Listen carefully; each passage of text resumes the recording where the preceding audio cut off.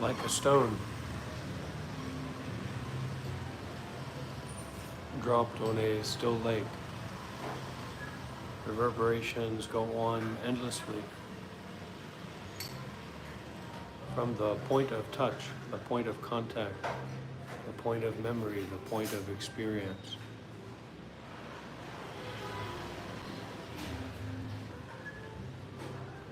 But stillness is the nature of the lake.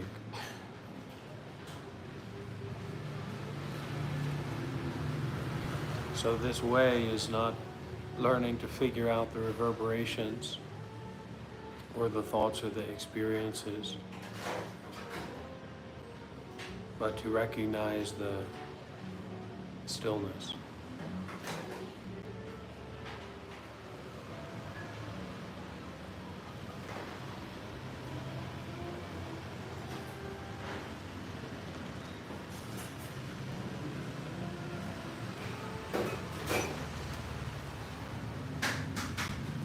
And it can be said that this stillness or this spaciousness or this awareness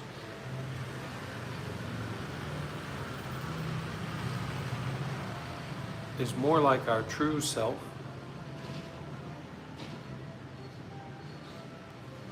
than the reverberations, than the experiences that happen.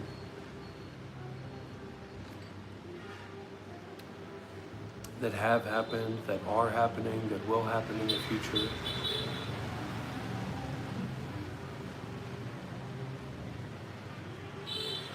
All of these experiences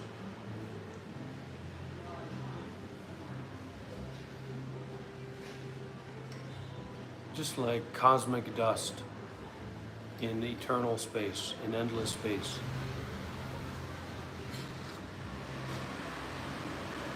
So even though it may seem very, very weird and unusual to have this kind of vision, this way of seeing, it is much less weird than confusing space with particles, with the dust of experiences, of thoughts, of phenomena, of situations, of stories. The reason that we lift up the great Buddha or Dharma teachings or wisdom teachings, the circumstances like this, is because it gives us the bodhicitta, it gives us the drive to awaken.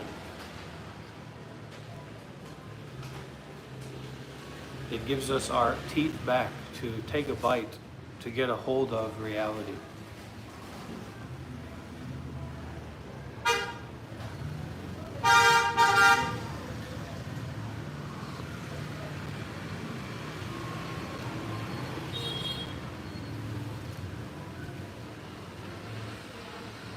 So this is not about fixating, but rather releasing fixation.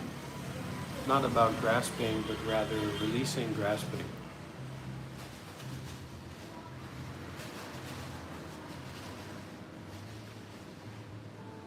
To drop our attachments on emotions,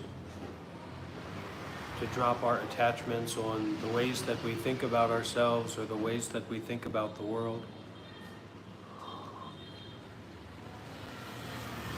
You can call it very grace-oriented. This way of being is very oriented towards grace.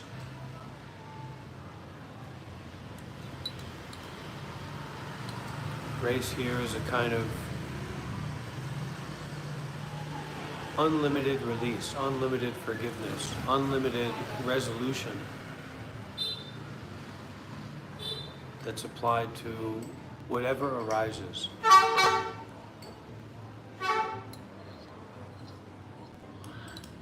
Arises here means that we're just aware, we're just not thinking.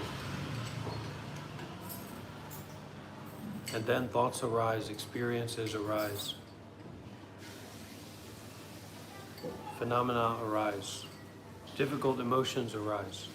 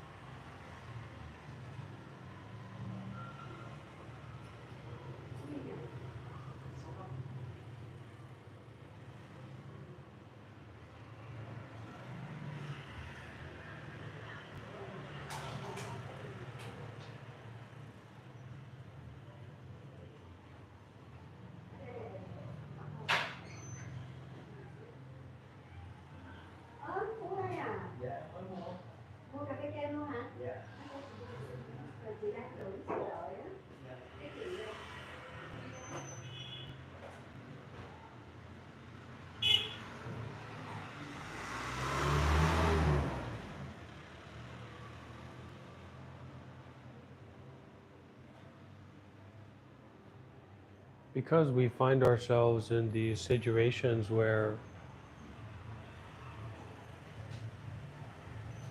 there's nothing that we can do. There's no way we can figure it out. There's no way we can fix it. Have you ever found yourself in a situation like that where there was nothing you could do? There was no way out. There was no way to solve it.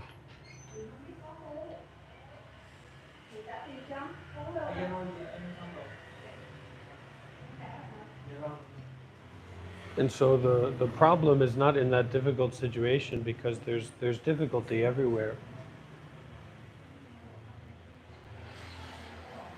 You know, this body is difficult. This mind is difficult.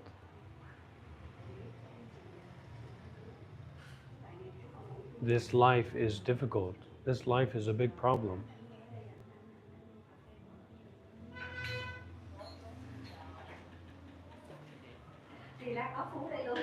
So the problem is not in the problem, it's that we have a false idea. We have a wrong idea about what we are and what this is.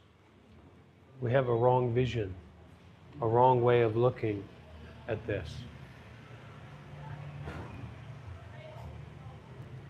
Meaning that we see ourselves as a real true character in a real true story.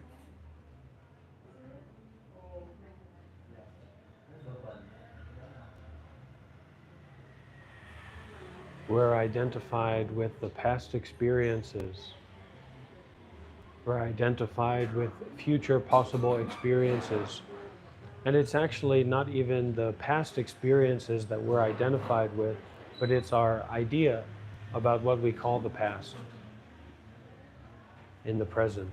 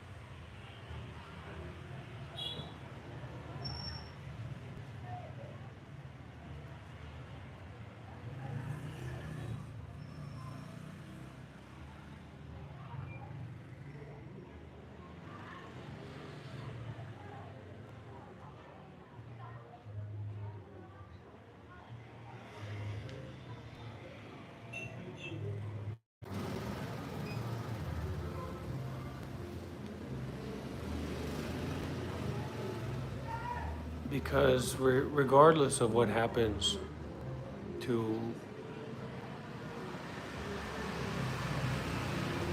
what we call our life, my life, regardless of what happens in my life or to my life, do I want to set up a system of perpetuating greediness, anger, delusion, non-practical, complicated thinking? Namo Amitabha, Ganze Ambosao. And the simple answer is no, right? I don't want to set up a system like that. I don't want to be involved in something like that.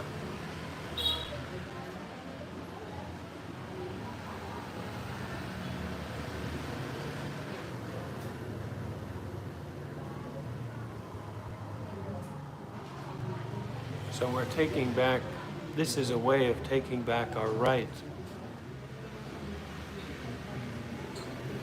to be uninvolved.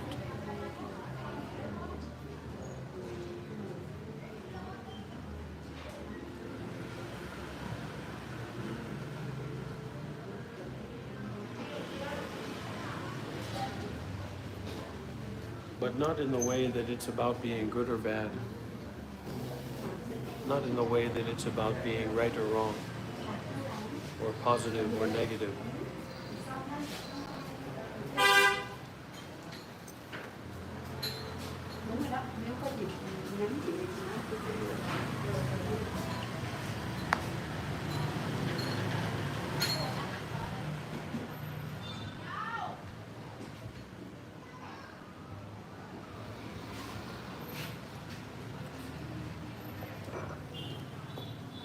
Can I get one more cappuccino?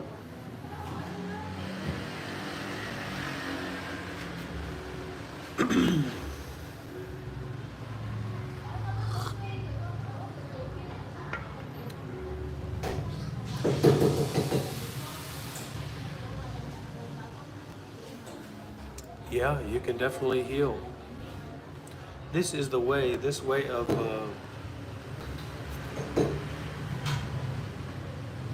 mindfulness and detachment,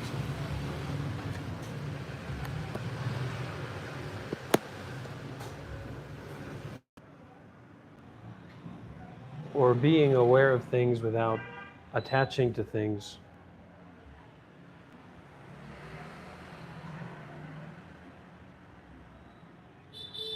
is really powerful.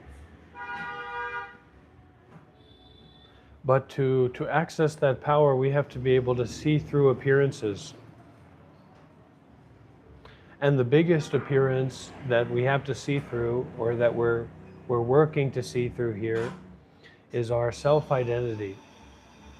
This person who has to carry the baggage and the burden of all of our complicated thoughts, ideas, and experiences.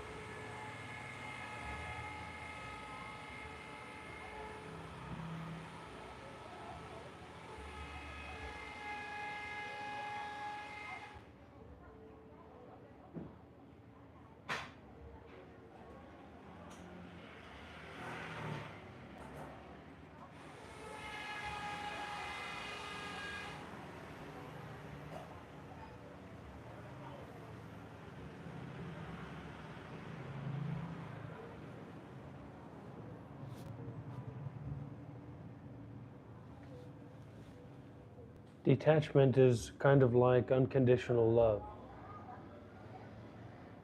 But it's a love that's beyond the conditions of the person, the place, the situation, the story.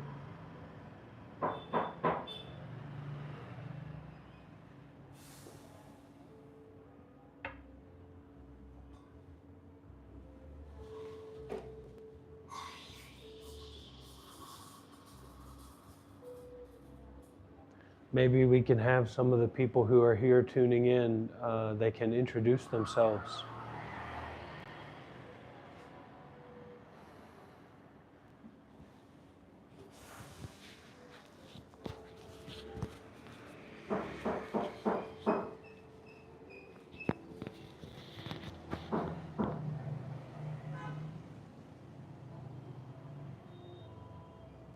How old are you? What country are you from?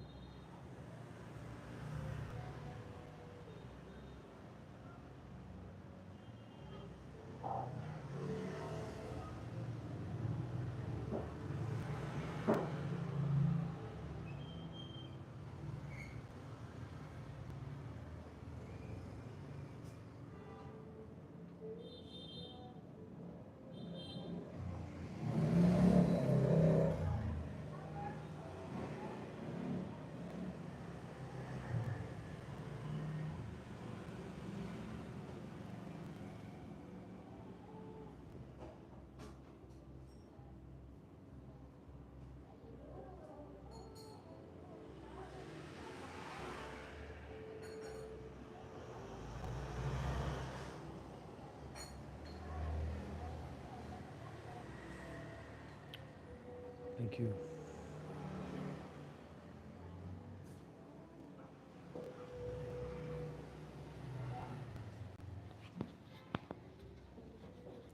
And what that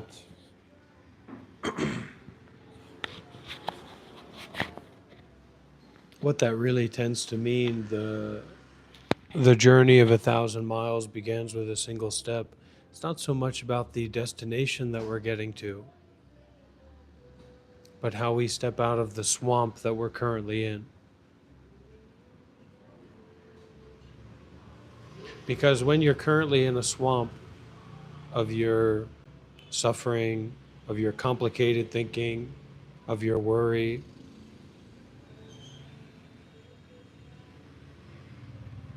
you just have to know how to step out. You just have to know how to take the next step. And when we do that, we avoid so much suffering. We avoid so much wasted energy. We avoid so much sinking, because for a lot of people, they don't have access to any kind of help, any kind of deep help. So that swamp becomes an eternal swamp. It becomes never ending. It becomes a swamp that there's no way for you to get out of at all, because you have no techniques, tools, no ropes to grab a hold of. So that step is liberation or freedom, is resolving the entire muck of your life and your suffering. That step is just like step of forgiveness.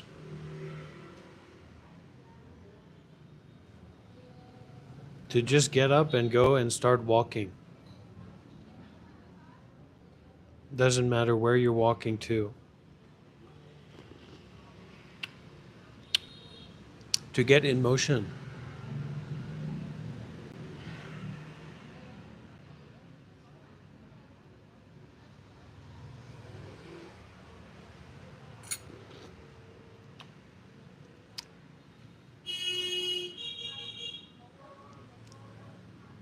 Everything is changing.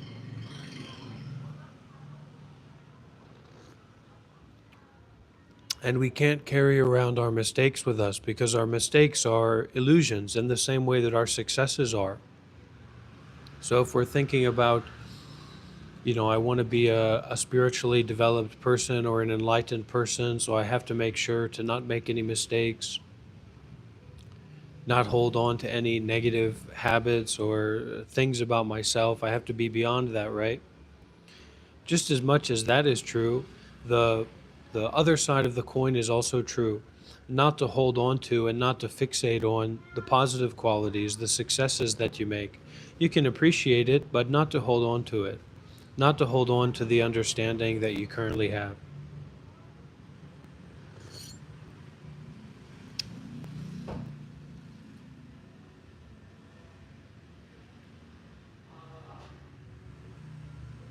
So in that way, a certain kind of hopelessness is a good thing, because it gives us the guidance and the information that says you just have to let go of everything.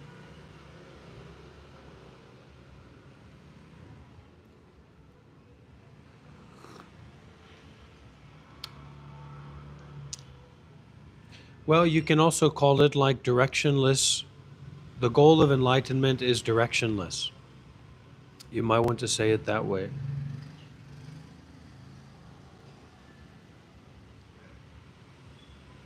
The goal of enlightenment is without direction.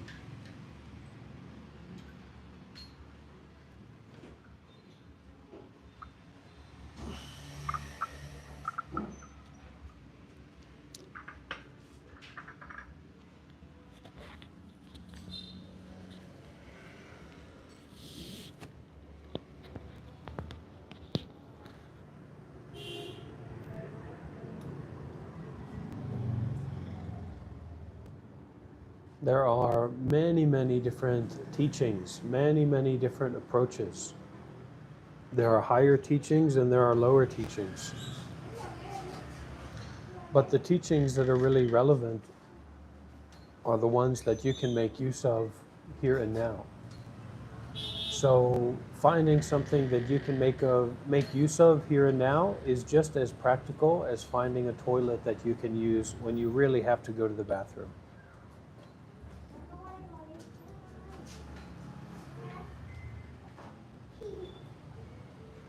And you can also think about this to start understanding enlightenment, or to start understanding the Buddhism path, that there's no such thing as a true thought. There's no such thing as a correct thought. There's no such thing as a thought that overlays all of reality. So you have to watch out for getting bound up and getting tricked up into that thought that legitimately overlays all of reality. There is no thought that overlays all reality.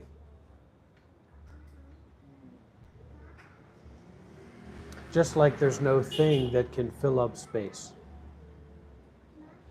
That it's impossible for anything to fill up space. Don't be quick to try and understand. If you are quick to try and understand, you will be very easy to misunderstand.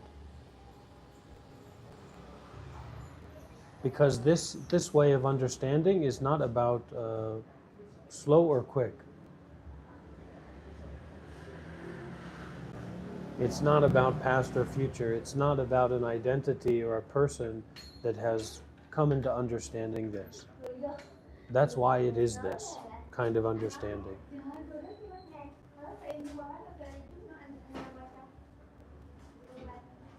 Oh, that's wonderful, Melody.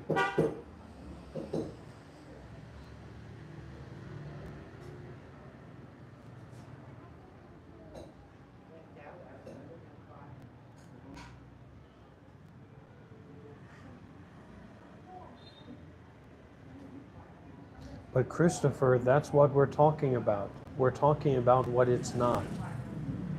Because it's like if we're trying to point to everything, or we're trying to point to the essential truth of everything, then that's not something. Or if we're trying to point to the core of an apple,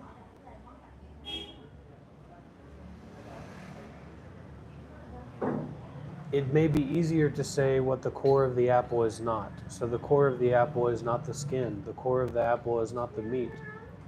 The core of the apple is not the stem. The essential reality is not anything.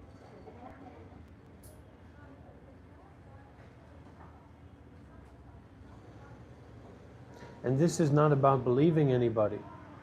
Don't fall into a state of belief.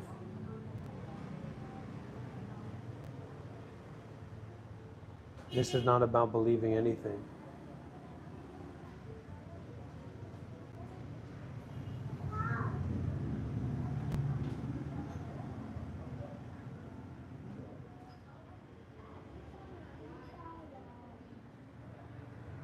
Making sense is in the world of making dollars. This isn't about making sense or dollars or any kind of profit. This isn't about developing any kind of understanding. Hi, Glenn.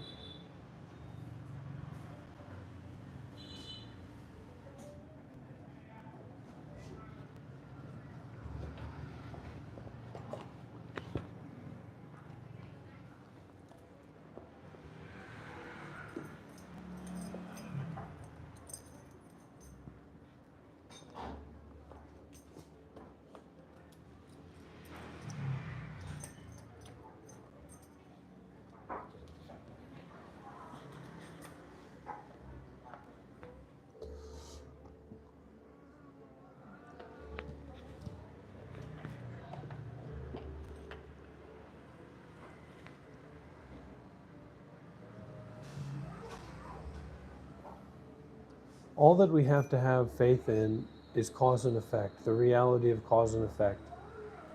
That the actions that we take have results, moment by moment. Our mental actions, our physical actions, and our verbal actions.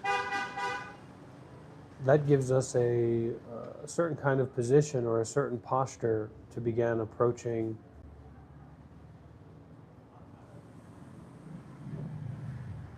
resolving the downfalls of attachment to cause and effect.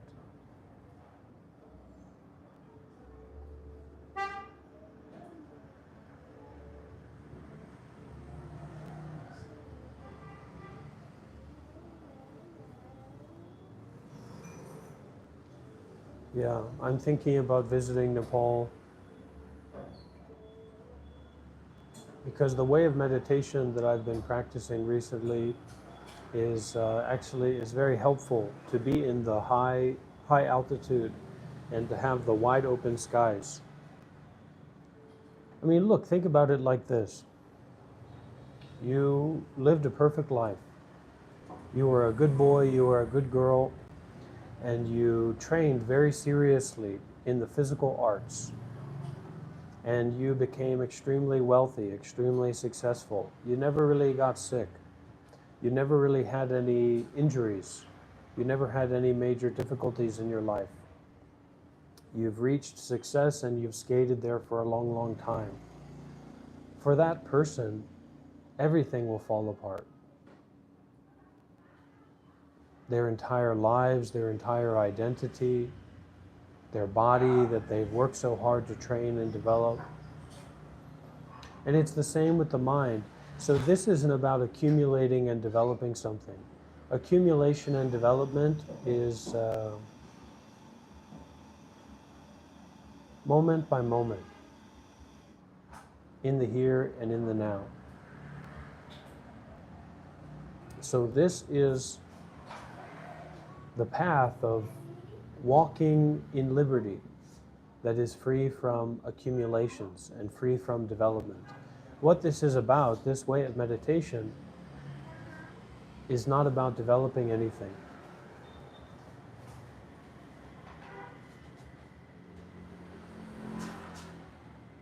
Yeah, see for yourself what happens when you grasp or let go. And being willing to see, being willing to experience, being present enough, embodied enough to actually look at cause and effect.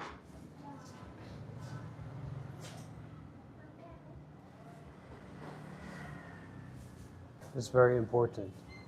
And so we have to know how to get out of the muck and the mud of our cocoon, of our complicated thinking, of our rumination, of our fixating. It's really a lot about fixation. So if you can get out of your fixating, then you will be in a good position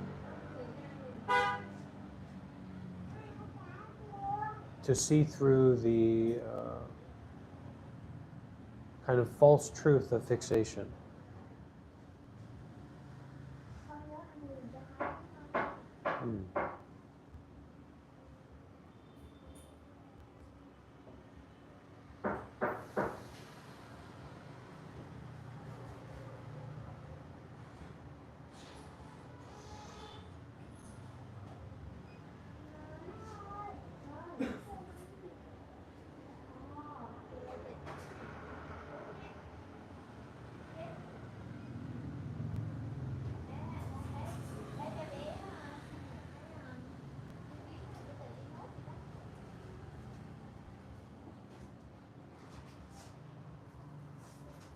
That's just gibberish.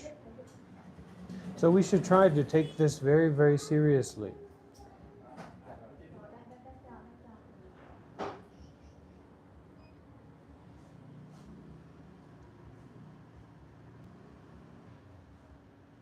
Meaning to really see this as it is right now.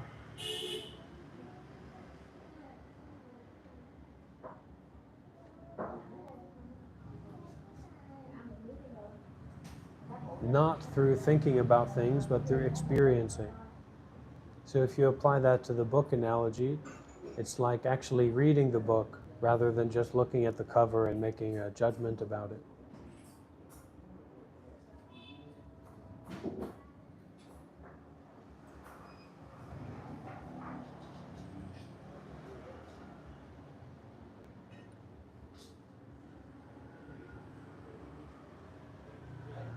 And this may not be something that we understand, so there's nothing wrong with that.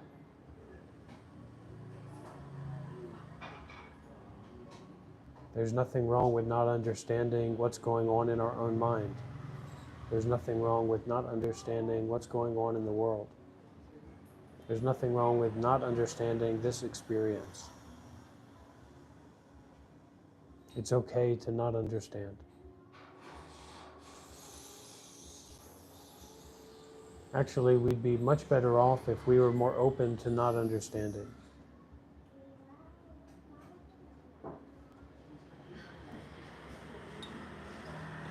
Understanding is oftentimes just a replacement word for grasping.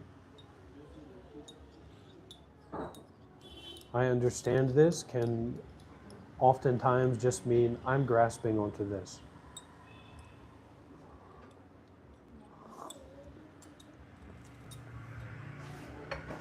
This is also changing the position of authority about where our life is and what our life is.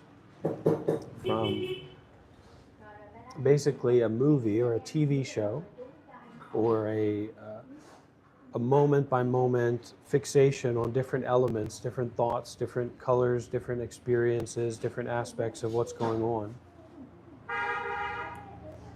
to realizing the space in between all of the things that we're noticing. Realizing the space in the story. And then the Dhamma is the teachings and the ways of going along with the space rather than the things.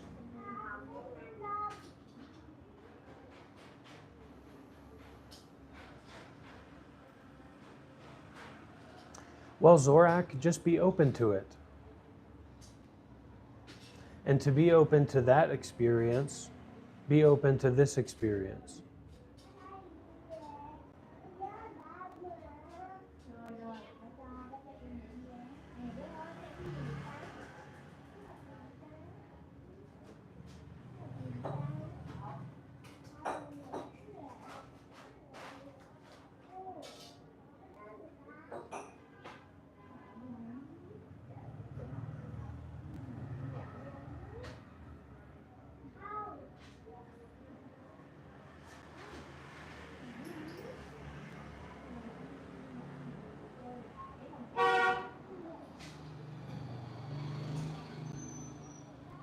Sure, plenty of trauma. Plenty of trauma.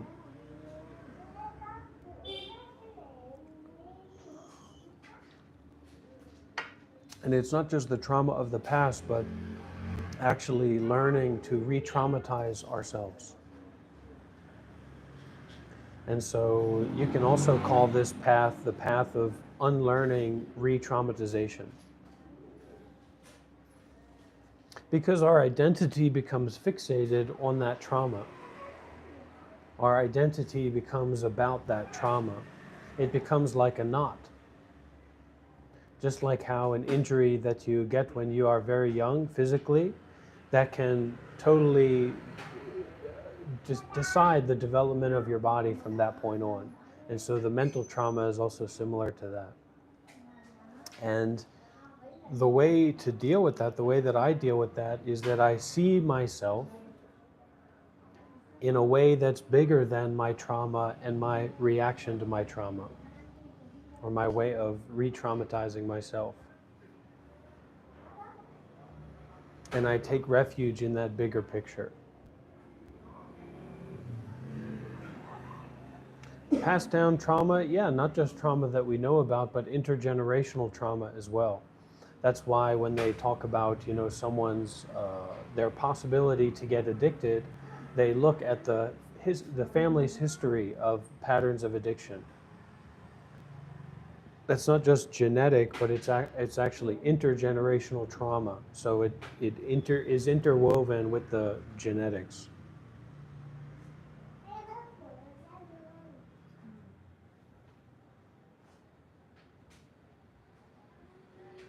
I don't think that there's much need for me to do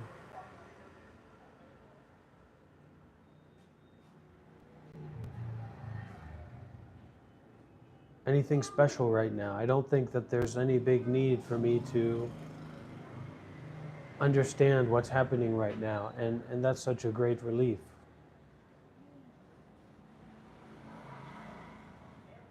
To be fully present, fully aware, fully alive, fully embodied, fully open to everything without seeking.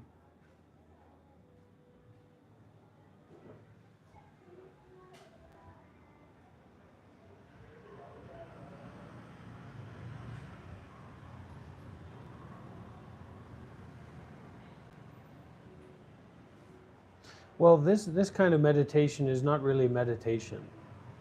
Meditation as fixation is not what's being talked about here. Meditation as fixation or just focusing, it's like developing our concentration, which can be very useful. But this is more of an embodied release of fixation. Yeah, you can call it kindfulness. Kindfulness is almost kind of a synonym for mindfulness and detachment. There's many different approaches, there's many different ways to go about it.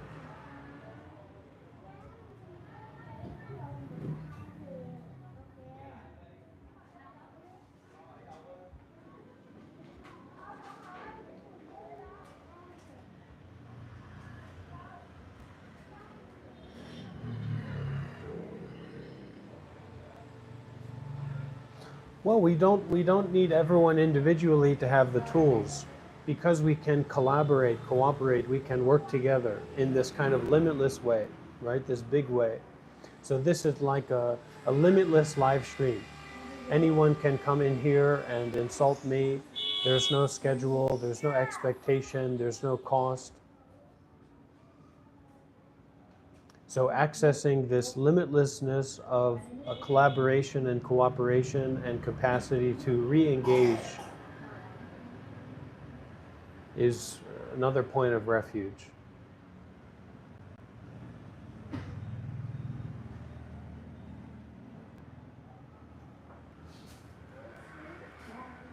Because you have to think about it in one certain way where my trauma, it can be a very big burden to me, can be very overwhelming to me, right?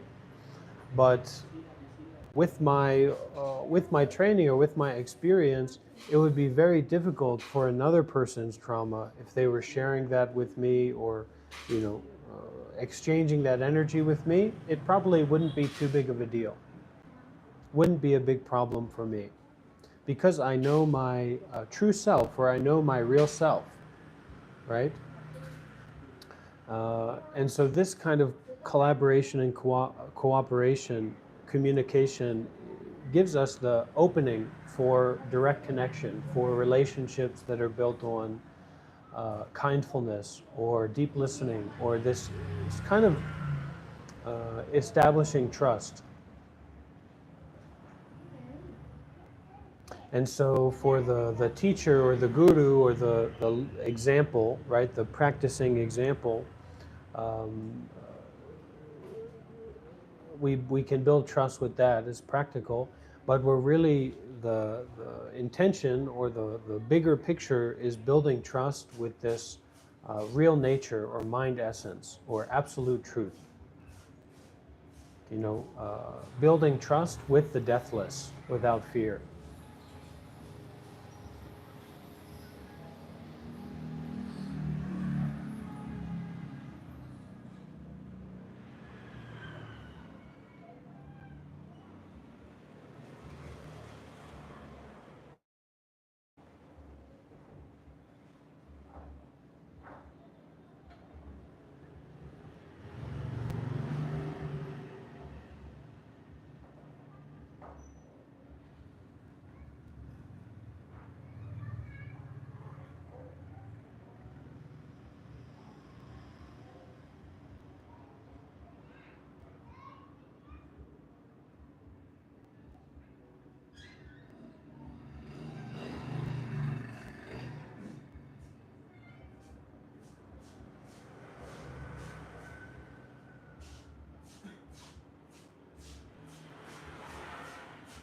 It's not about being a perfect being, and it's not about the way that we think about each other, but being able to see each other as an example of not thinking.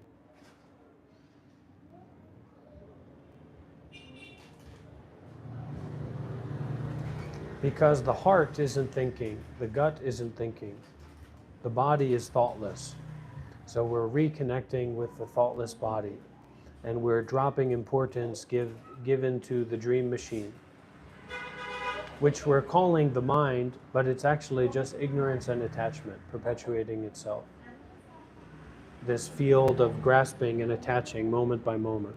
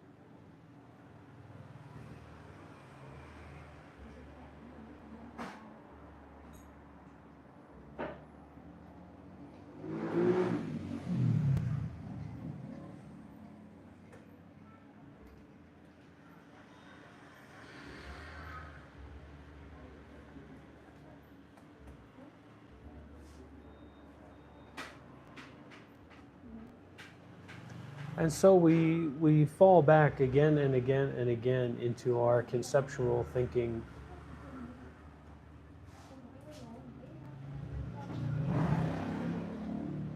So release, fall back into not falling into conceptual thinking.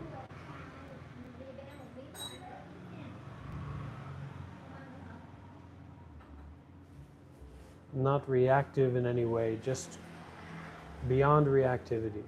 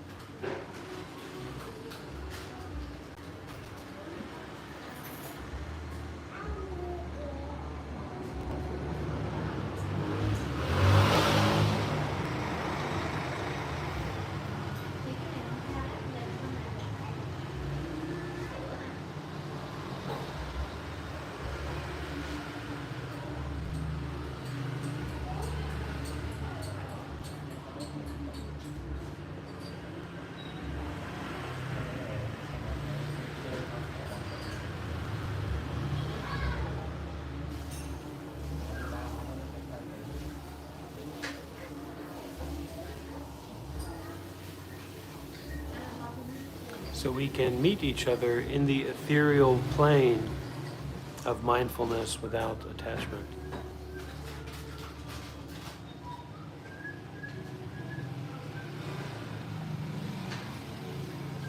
Meeting each other here is mindfulness and detachment, meeting mindfulness and detachment, moment by moment, or mindfulness without attachment, or awareness without fixation.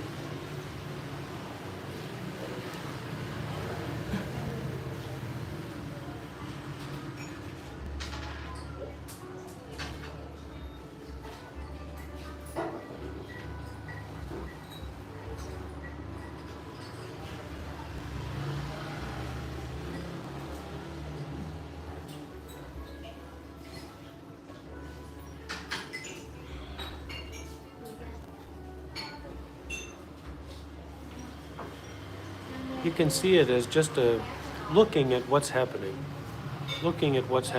inside.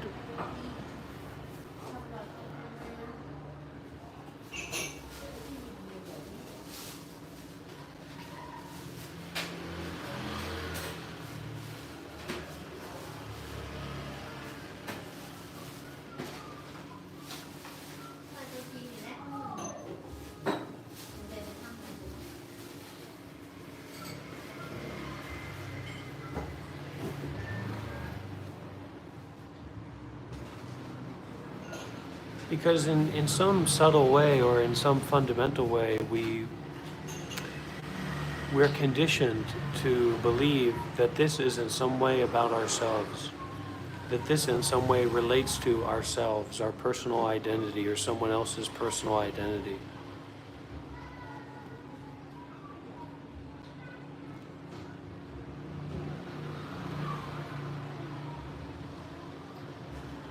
So we have to get beyond the fixation on a personal identity.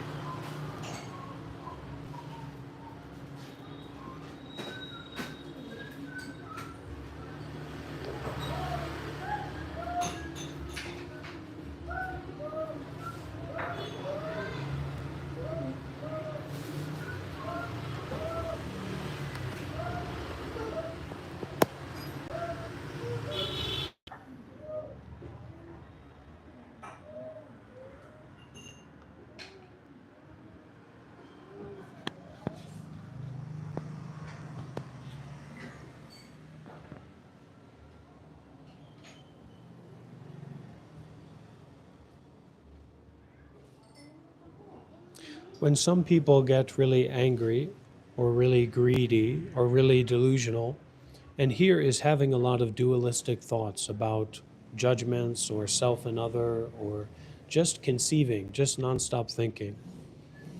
When some people get really angry, greedy, or delusional, they cease to see clearly, or they stop being able to see things as they are. Even the ordinary perceptions of the five senses are obscured. And in this way, they are certainly unable to recognize their basic wakefulness. So to recognize awareness that doesn't have any things in it.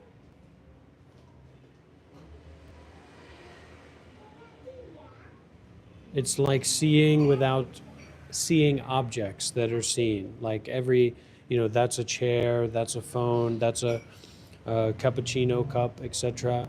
So seeing that doesn't see any thoughts in it or concepts in it, but just the seeing itself.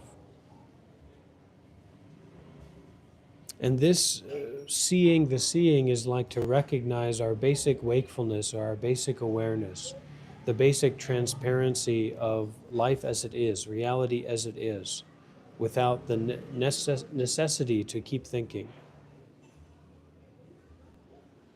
On the other hand, when our mind is relaxed and we feel free and easy, then everything is beautiful.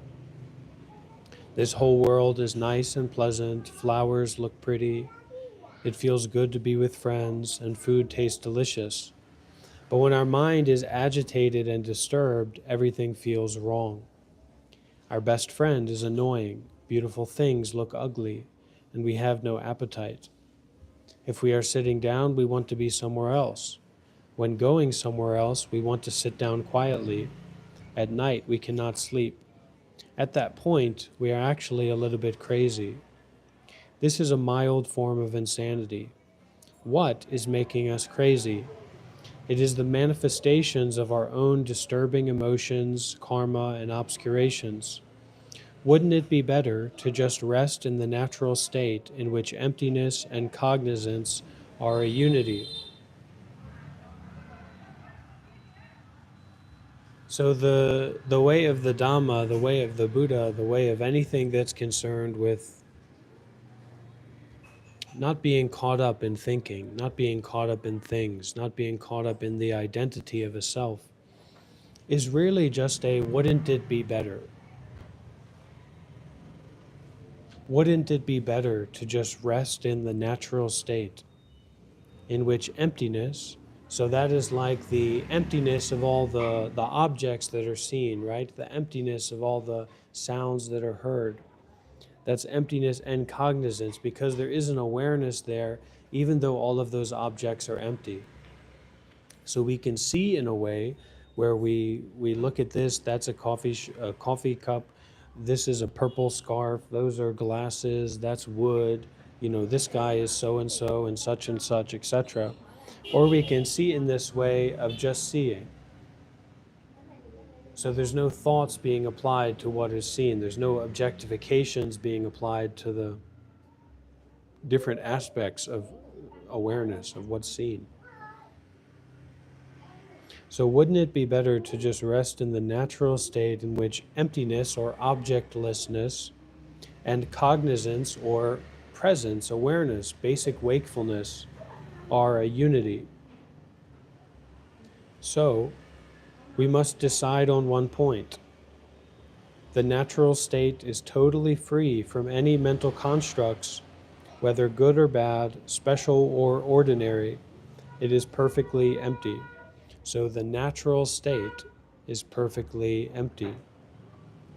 Although empty, it is not blank. It is naturally cognizant, naturally aware.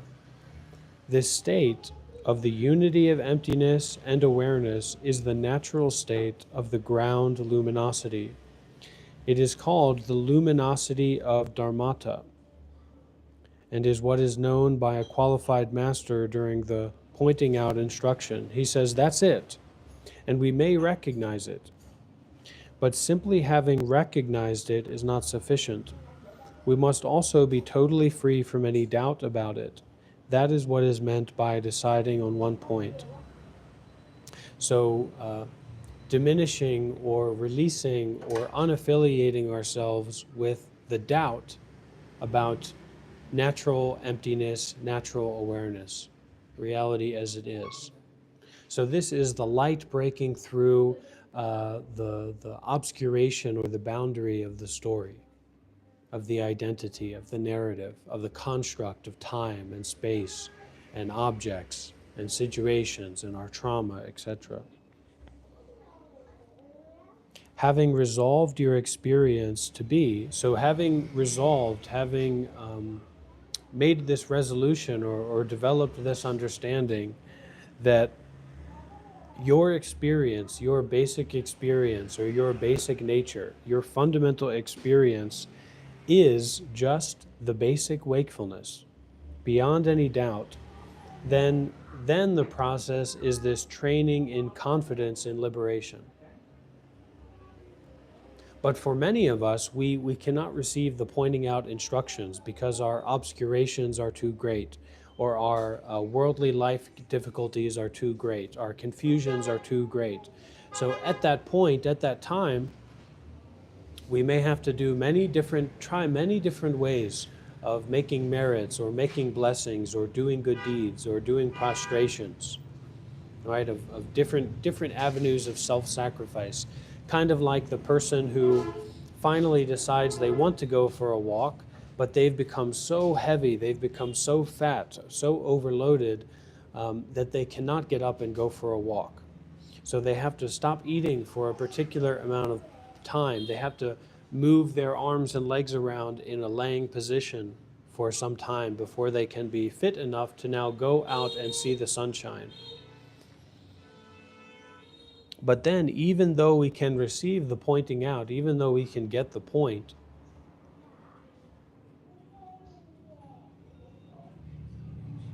and this is why we consider someone to be a Dharma teacher or a master in some way, because they have a depth of confidence in this point.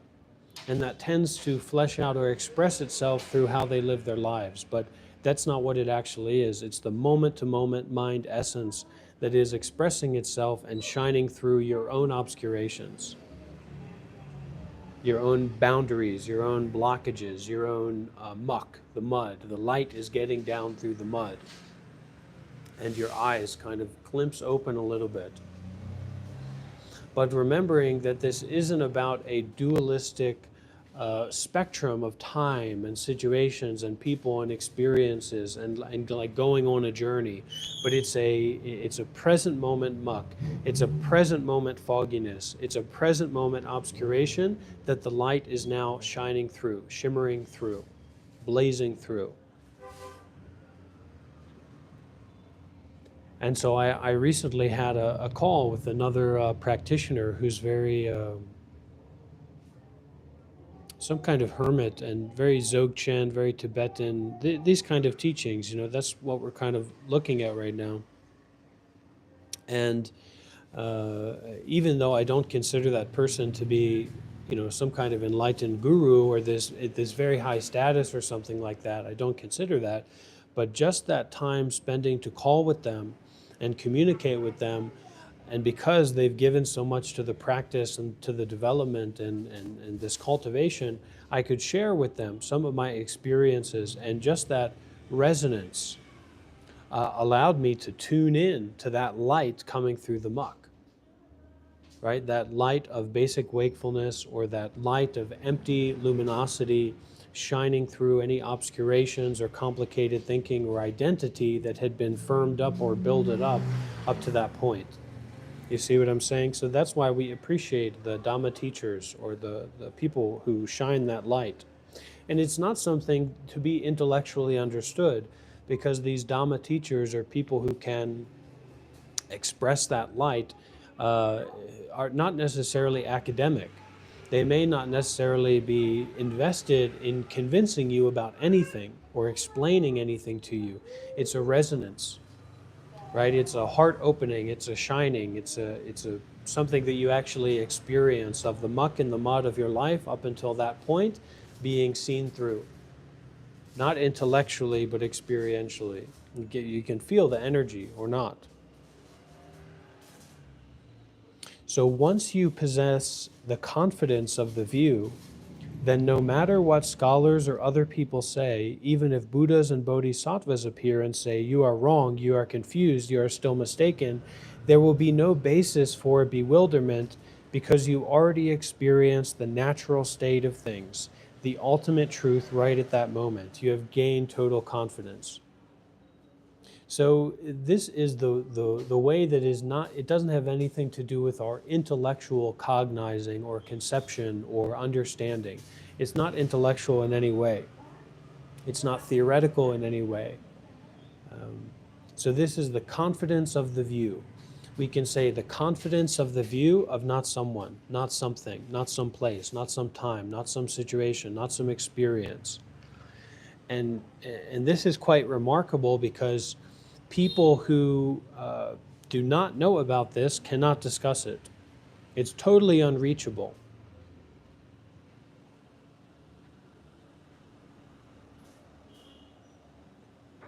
So once you possess this confidence of the view, then no matter what scholars or other people say, even if Buddhas and Bodhisattvas, even if the great masters of the world were to appear to you in a dream and say, you are wrong, you are confused, you are still mistaken, listen to how this is described. There will be no basis for bewilderment. So there's no basis for that wrong view of someone who has an understanding or who doesn't have an understanding. There will be no basis for bewilderment, because you already experienced the natural state of things, the ultimate truth right at that moment. You have gained total confidence. Based on our confidence in liberation, we progress towards true realization. Passing away is then like a vase breaking. The space within and the space without mingle together without the slightest division. It is like the birth of a baby snow lion who immediately has the strength to walk and jump, or like a baby Garuda bird, which the moment it hatches from the egg is able to fly. Now this Garuda bird is actually a great Buddhist winged bird that comes around maybe once every 2,000 years. And the wingspan of this bird is so wide that it covers up the entire sun. It eclipses the entire sun shining down on the earth. Likewise, for the practitioner who has confidence in the view, death and liberation are simultaneous, in that they're non-dual. Our experience of the path, luminosity, during this life, and the experience of ground luminosity that happens at the moment of death mingle and blend into one experience. They are not two different luminosities, but just one that is inseparably mingled with Dharmakaya, so that all arisings and all passings away are inseparably intermingled with Dharmakaya, or the original essence, the true nature of reality. Now, we may be the type of person who does not need to depend on elaborate practices in order to stabilize this rigpa, non-conceptual wakefulness. Okay, you can write that down in the comments, non-conceptual wakefulness. On the other hand, we may really need to make use of other practices to stabilize our understanding. So this is a real practicality in the world of no self, non-duality, no practicality, etc. Is that you very well may be someone who does not need to depend on any special practices in order to stabilize this non-conceptual wakefulness and just everything going, everything being nothing, etc. Just this. On the other hand, we may really need to make use of other practices to stabilize our understanding, such as making use of using the toilet, making use of eating food, making use of being in a relationship with our partner, making use of the path to liberation, making use of dana, making use of sila, making use of samadhi, making use of panya, wisdom, the teachings. If stabilizing this non-conceptual wakefulness was easy for everybody, and they only had to do that and nothing else, then there would not have been much point in the great sages of the past making their students go through all the various trials and tribulations that they've had to go through, you know. And so we're also never taking this point of like ultimate arrogance, so that the this basis for not being mistaken, or this basis for not being bewildered, is not a basis for this ultimate kind of spiritual ego or arrogance about having everything figured out or everything being understood. Because this basic wakefulness is all inclusive. It's inclusive of everything and anything.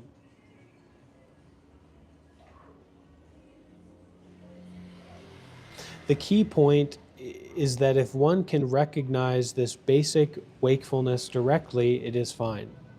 But if it is difficult, or if we appear to go through difficulty, then engage in the practices to gather accumulations and purify the obscurations in order to facilitate recognition of your Buddha nature.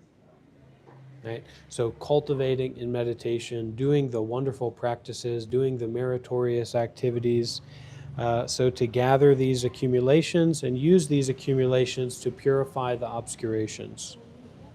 And this is really very practical, just in the same way that using the toilet and then cleaning yourself is practical.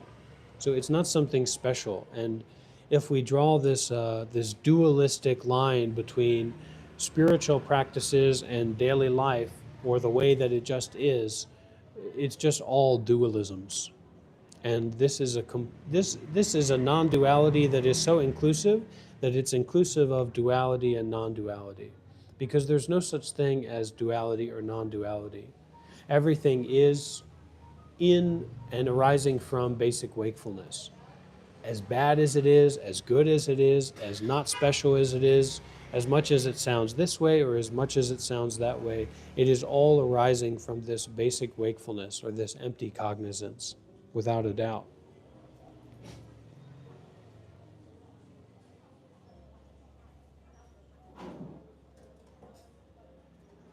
So we may have recognized the nature of mind when it was pointed out. But if we just leave it at that and think, and this is also, just going into rumination, just going into thinking. So you've received the pointing out, you've recognized the nature of mind, etc., and now you're just going into thinking about things and talking about the thoughts that you have about things and sharing your opinions, etc., right? So if we just leave it at that and think, last year, I received the pointing out instruction, the transmission of mind nature. That is enough. I've got it now. It is not actually enough. For even though we may have recognized mind essence, aren't we still completely deluded at night while sleeping? When pleasant and unpleasant events occur in dreams, we either accept or reject, feel happy or afraid, and so forth. In other words, we are totally deluded. If that is the case right now, what will happen when we die? As in our present dream state, we will not even remember the teachings, let alone remember to recognize the mind essence. So even though we may be able to recognize that mind essence, or to recognize that basic wakefulness that is free from a self-identity, right? How about in our next life? How about when we go into the dreaming state? How about when we step away from this Dharma talk and we go into our usual involvement with pleasant and unpleasant events, right? Accepting and rejecting, feeling happy, feeling afraid, and so forth. In other words, we're totally deluded. So if that is the case right now, what will happen when we die? Or what will happen when we go into the next experience, the next situation, the next life? As in our present dream state, the dream state of an I who's experiencing this, the dream state of an I who can get the pointing out instructions, etc., we will not even remember the teachings, let alone remember to recognize mind essence. So, there is not much chance for an unskilled practitioner to attain liberation during the transitionary stages. It is not enough merely to recognize mind essence once or twice. We need to train in it again and again and become thoroughly acquainted with it so that we do not fall into confusion when meeting different kinds of experiences, even in the dream state. Now, this is precisely the prescription of cleaning yourself after you use the toilet. So if we have a non-duality, or if we have a Zen, or if we have a ultimate spiritual teaching that is not inclusive of helping people to clean themselves after they use the restroom and making sure that they understand that, what kind of non-duality is that? It's the most dualistic thing that you can get, that you can be. So this is all inclusive.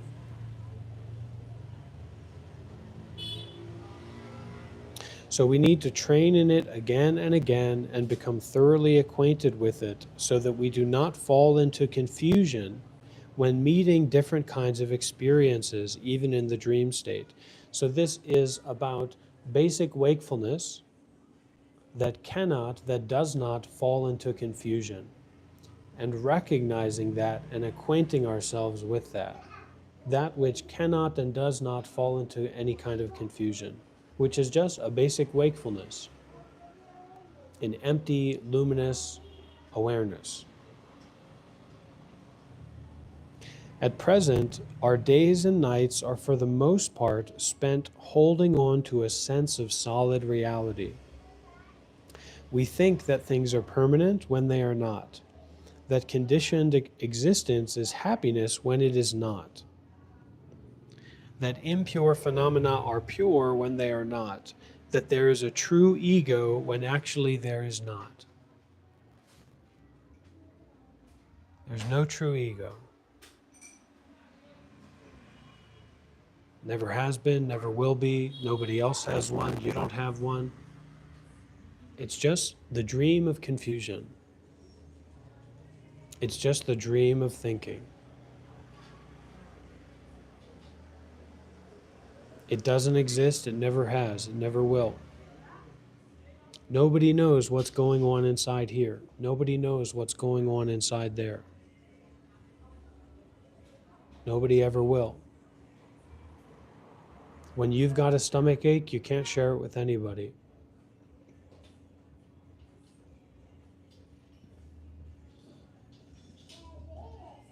We think that things are permanent when they are not, that conditioned existence is happiness when it is not, that impure phenomena are pure when they are not, that there is a true ego when actually there is not. Deluded by fixation on a solid reality, we spend our whole lives in pointless pursuits, thinking that an instant of recognition is sufficient, and that later on we will definitely recognize and become liberated in the transitionary periods. This is extremely foolish. So we only have this spontaneous, ever-present now in which to recognize and continuously, perpetually recognize that mind essence to get help. This is extremely foolish to think it will just happen to us. Right now, while the mind is in the body, we have the freedom to choose what to do. Wouldn't it be better to spend our time training in the natural state? Stabilizing our experience of basic wakefulness is made possible by the power of our present practice. That is what is really important. E maho, e maho, e maho, sadhu, sadhu, sadhu.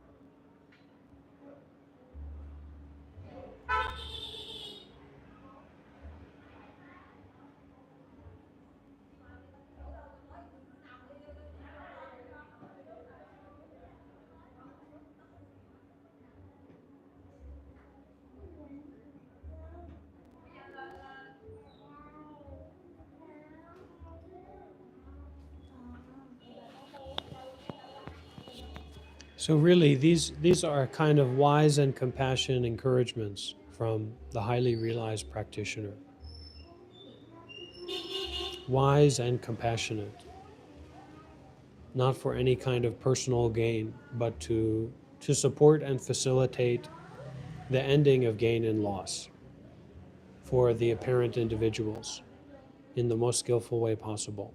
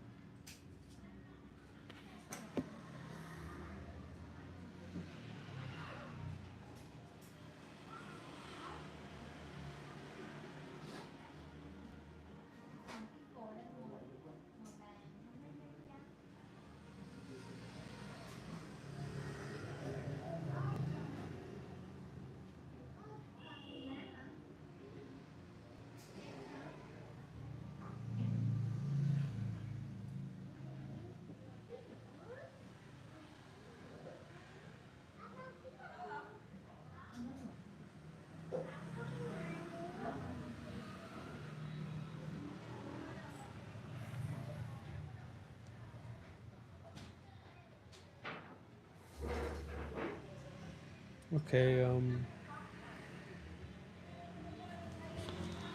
let's read this together and let's be ready to not understand. I don't understand all of this. I'm, I'm, I'm guessing you probably also won't understand all of this, but uh, I'd like to read this together.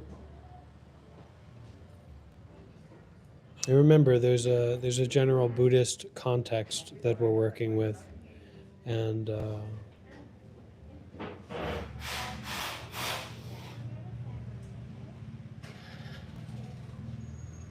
as much as we understand the English language, there's also uh, many languages that we don't understand.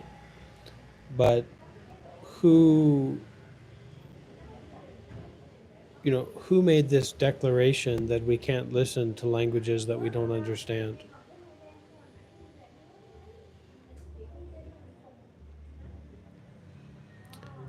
Bhikshu Chi Tao, a native of Nanhai of Kwangtung, came to the patriarch for instruction, saying, "Since I joined the order, I have read the Mahaparinirvana Sutra for more than 10 years, but I have not yet grasped its main idea. Will you please teach me?" "Which part of it do you not understand?" asked the patriarch. "It is about this part, sir, that I am doubtful. Quote, all things are impermanent, and so they belong to the Dharma of becoming and ending, becoming and cessation. When both becoming and cessation cease to operate, the bliss of perfect rest and cessation of changes, i.e., nirvana, arises." "What makes you doubt?" asked the patriarch. "All beings have two bodies, the physical body and the Dharmakaya," replied Chitao. "The former is impermanent. It exists and dies. The latter is permanent. It knows not and feels not." So this is kind of like how we have our body, right? We have our individual body. I'm not going to explain everything, but this one I can explain. Some things I can't explain, and it's very dangerous to try and teach about those things. Not for you, but mostly for me in doing that. But anyways, so uh, all beings have two bodies, the physical body and the Dharmakaya. So this physical body is like your body, my body. It has blood and flesh and bones and organs, and it appears to exist like separately from the environment. But the Dharmakaya body, you could say, is like the body of interbeing. So there is a body here of no separation.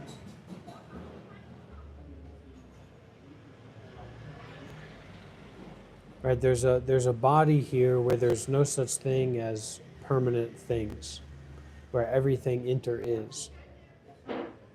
And the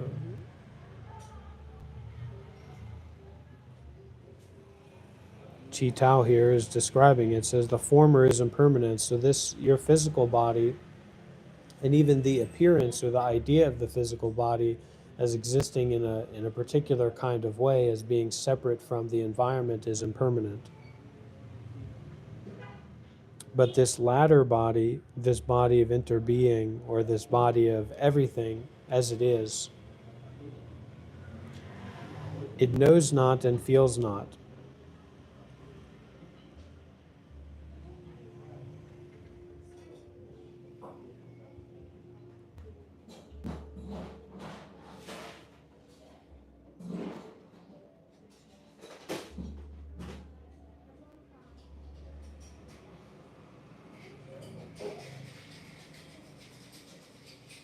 Now the sutra says, when both becoming and cessation cease to operate, the bliss of perfect rest and cessation of changes arises.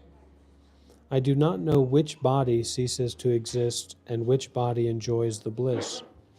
It cannot be the physical body that enjoys, because when it dies, the four material elements, earth, water, fire, and air, will disintegrate, and disintegration is pure suffering, the very opposite of bliss. If it is the Dharmakaya that ceases to exist, it would be in the same state as inanimate objects, such as grass, trees, stones, and so on. Who then will be the enjoyer? Moreover, Dharma nature is the quintessence of becoming and cessation, which manifests as the five skandhas.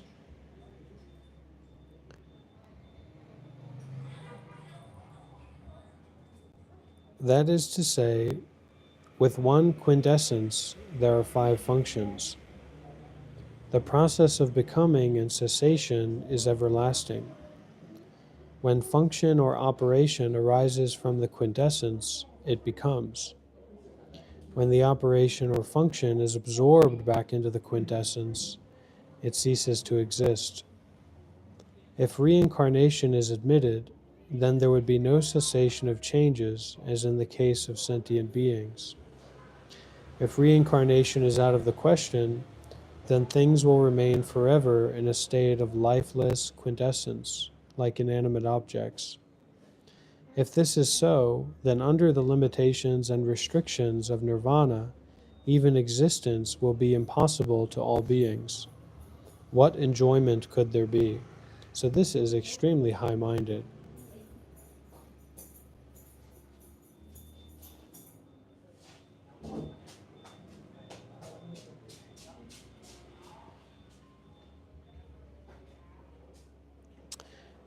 The patriarch replied, "You are a son of Buddha. You are a son of Buddha, a bhikshu," said the patriarch. "So why do you adopt the fallacious views of eternalism and annihilationalism held by the heretics, and criticize the teaching of the Supreme Vehicle? Your argument implies that apart from the physical body, there is a law body, Dharmakaya, and that perfect rest and cessation of changes may be sought apart from becoming and cessation. Further, from the statement, nirvana is everlasting joy, you infer that there must be somebody to play the part of the enjoyer. Now, it is exactly these fallacious views that make people crave for sensate existence and indulge in worldly pleasure.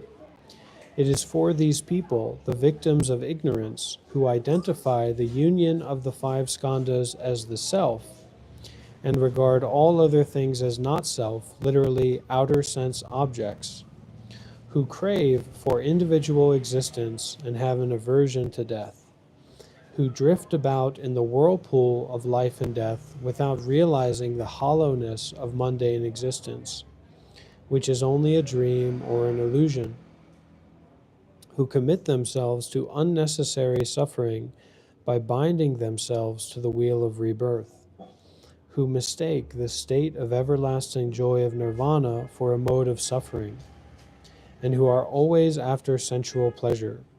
It is for these people that the compassionate Buddha preached the real bliss of nirvana.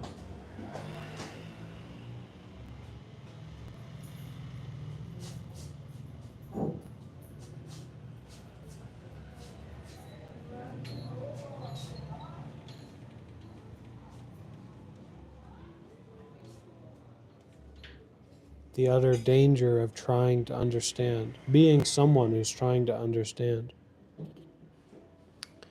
At any one moment, nirvana has neither the phenomena of becoming nor that of cessation. So, at any moment, nirvana, enlightenment, liberation, has neither the phenomena of arising nor that of passing away, nor even the ceasing of the operation of becoming and cessation. It is the manifestation of perfect rest and cessation of changes, but at the time of manifestation there is not even a concept of manifestation. So it is called the everlasting joy, which has neither enjoyer nor non-enjoyer. There is no such thing as one quintessence and 5 functions as you allege, and you are slandering Buddha and blaspheming the law when you state that under such limitation and restriction of nirvana existence is impossible to all beings. Listen to my stanza. And it was saying here, there is no such thing as one quintessence and 5 functions as you allege. And this goes to, what Bodhidharma said. Bodhidharma said the 5 skandhas, or the 5 ears, nose, tongue, body, mind, and the appearances or the experiences of those are but a fiction. So that literally the way that the self reifies itself and identifies its position of authority in wakefulness, how you operate through this life is actually just a fiction. Let alone when we fall into the morose, the fog, the muck of our internalized trauma-based identity politics. Okay? That's all a fiction. So Master Huineng, the patriarch, the 6th patriarch, is saying here, there is no such thing as one quintessence and 5 functions as you allege. So that's also calling like this as a thing, like not 2, just 1, right? That this is all just 1. There's no such thing as that either. That's also just nonsense. There is no such thing as one quintessence and 5 functions as you allege, and you are slandering Buddha and blaspheming the law when you state that under such limitation and restriction of nirvana, existence is impossible to all beings. Listen to my stanza. And this, I mean, for me, this is a very important point of not just the teachings, but the context of me going through that and trying to understand and trying to share it, that there is an inherent fault. There is an inherent negative faculty in this way of approach of trying to understand. As I said towards the kind of beginning, this understanding or trying to understand is actually just a grasping. And it can be like trying to find a rock to carry around with you in your life. Maybe you don't need to find a rock, and maybe you don't need to carry a rock with you, right? Maybe this isn't about the invasion of Iraq, or the invasion of the I rock. That is just a fiction.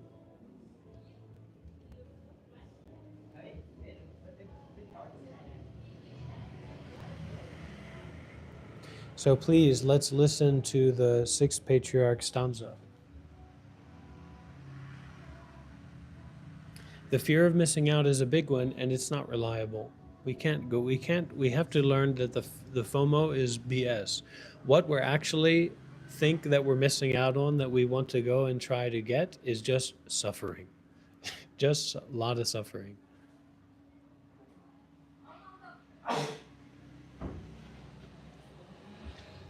Listen to my stanza, said the great 6th patriarch, Huineng. The supreme Mahaparinirvana is perfect, permanent, calm, and illuminating. Ignorant people miscall it a death, while heretics hold that it is annihilation.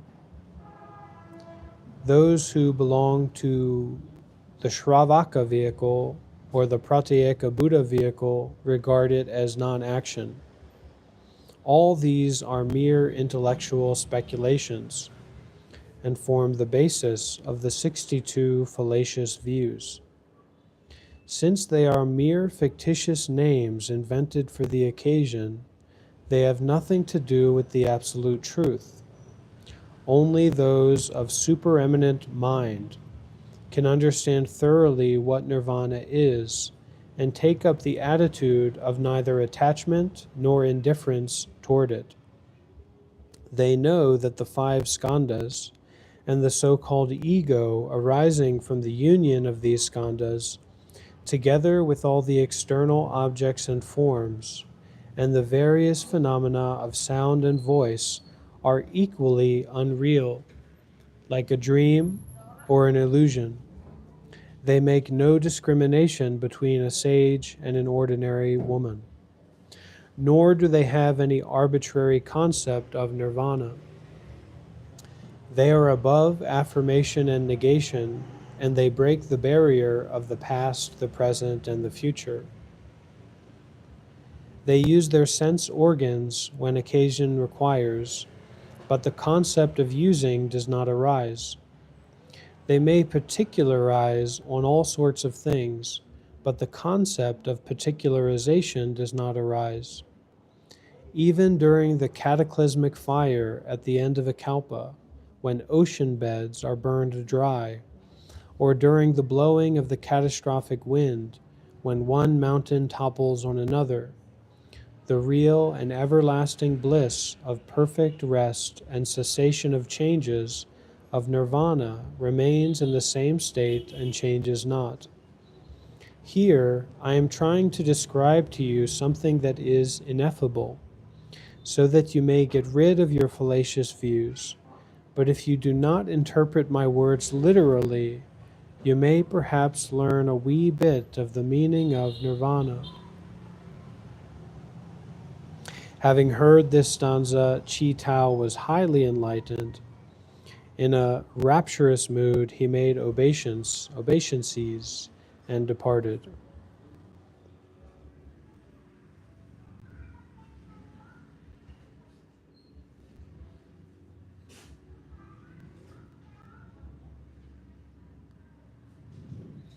Bhikshu Shuingsu, a dhyana master or a meditation master, a deep meditation master, was born at Anchang of Chichou of Liu family. Upon hearing that the preaching of the patriarch had enlightened a great number of people, he at once came to Sao Chi to tender him homage and ask him this question: what should a learner direct his mind to so that his attainment cannot be rated by the usual stages of progress? What work have you been doing? Asked the patriarch. Even the noble truths taught by various Buddhas I have not anything to do with, replied Singsu. What stage of progress are you in? Asked the patriarch. What stage of progress can there be when I refuse to have anything to do with even the noble truths? He retorted. His repartee commanded the great respect of the patriarch, who made him the leader of the assembly. One day the patriarch told him that he should propagate the law in his own district so that the teaching might not come to an end. Thereupon he returned to Qingyuan Mountain in his native district. The Dharma having been transmitted to him, he spread it widely and thus perpetuated the teaching of his master. Upon his death, the posthumous title Dhyana Master Hung Chi was conferred on him.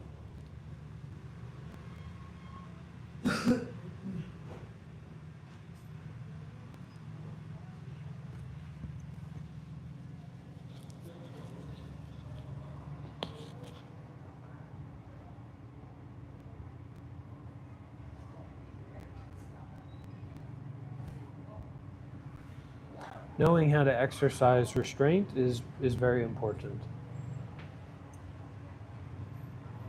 And sometimes we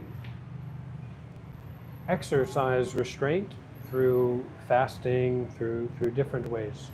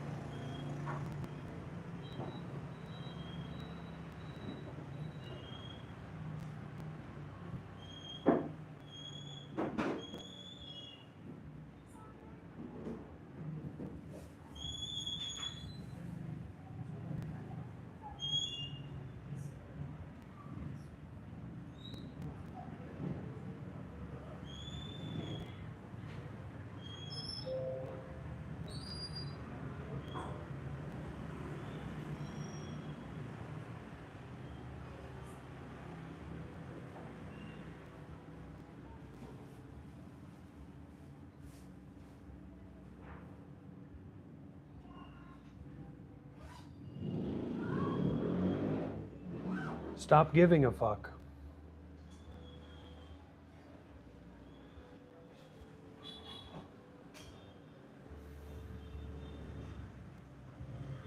In the most magnanimous and wholesome and,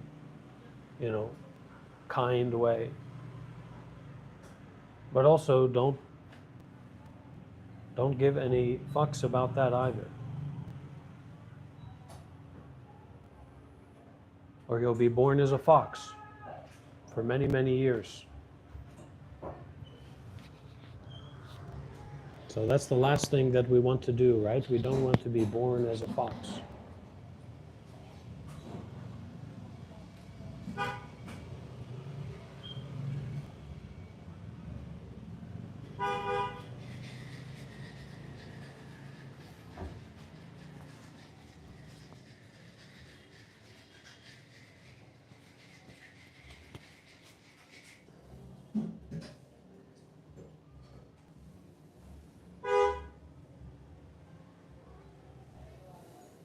When you take your life so seriously that it begins to interfere with living your life, you know that you've taken a wrong turn.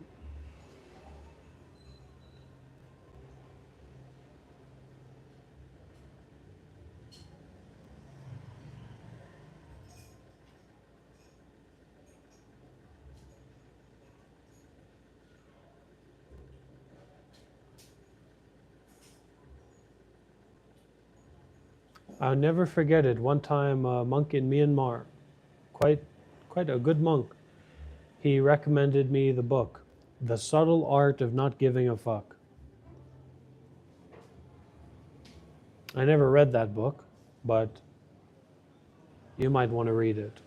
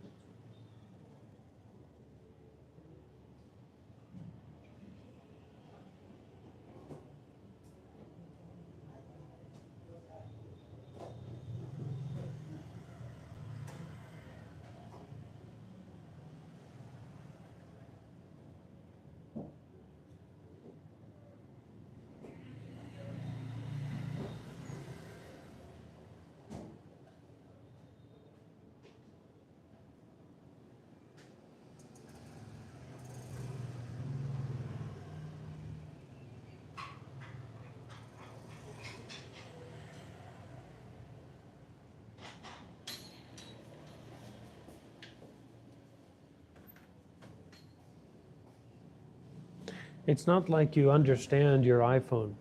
It's not like you understand your computer. It's not like you understand your car. I mean, maybe if you're a mechanic, but even then, you can't build one.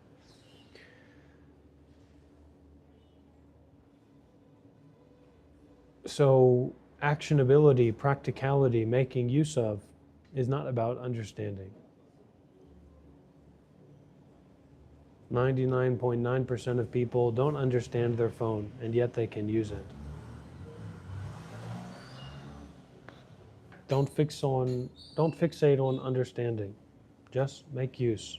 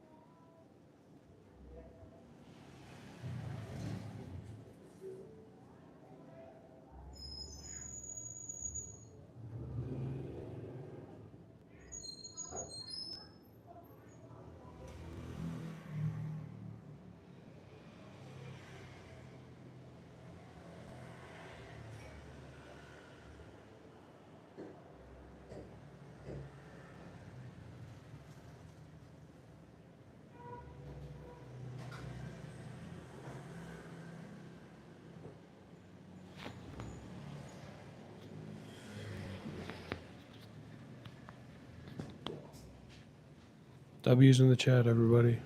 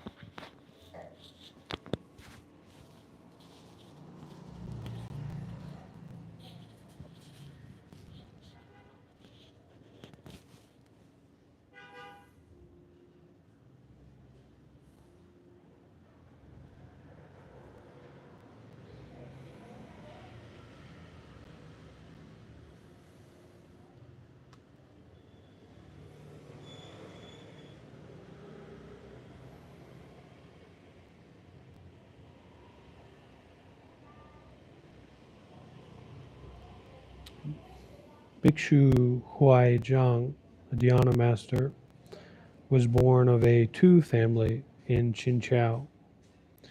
Upon his first visit to the national teacher, Huiyan of Songshan Mountain, he was directed by the latter to go to Shaoqi to interview the patriarch.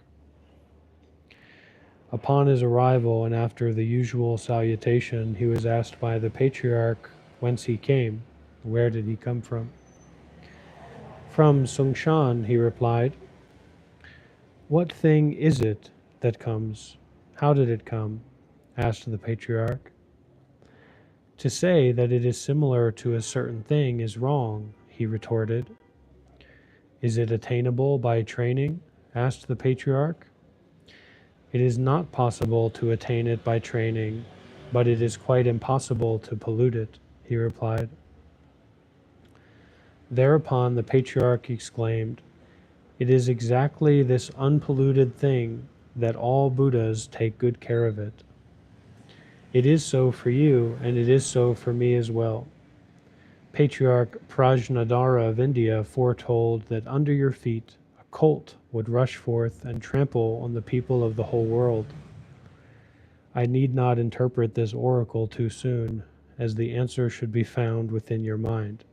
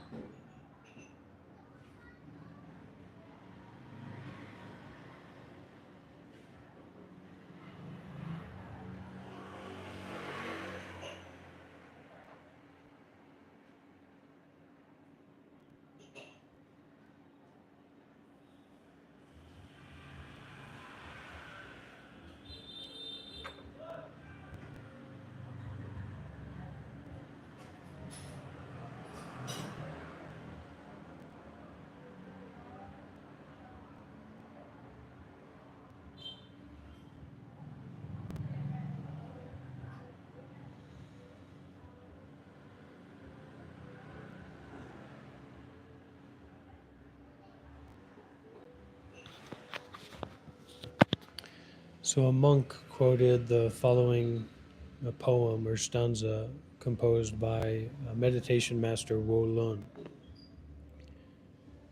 Wo Lun has ways and means to insulate the mind from all thoughts. When circumstances do not react on the mind, the Bodhi tree will grow steadily. Hearing this, the patriarch said, "This stanza indicates that the composer of it has not yet fully realized the essence of mind. To put its teaching into practice would gain no liberation, but bind oneself more tightly." Thereupon he showed the monk the following stanza of his own. Huineng has no ways and means to insulate the mind from all thoughts. Circumstances often react on my mind, and I wonder, how can the Bodhi tree grow?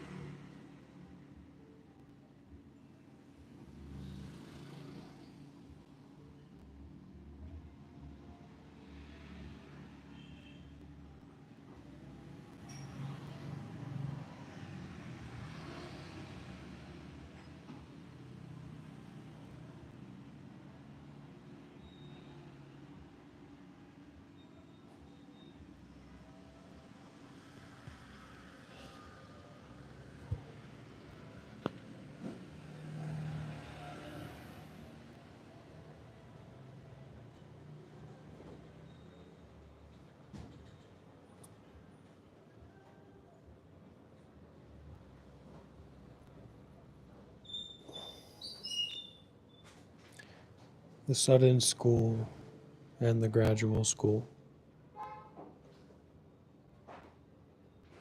Here we're talking about the sixth patriarch of Zen, of Chan.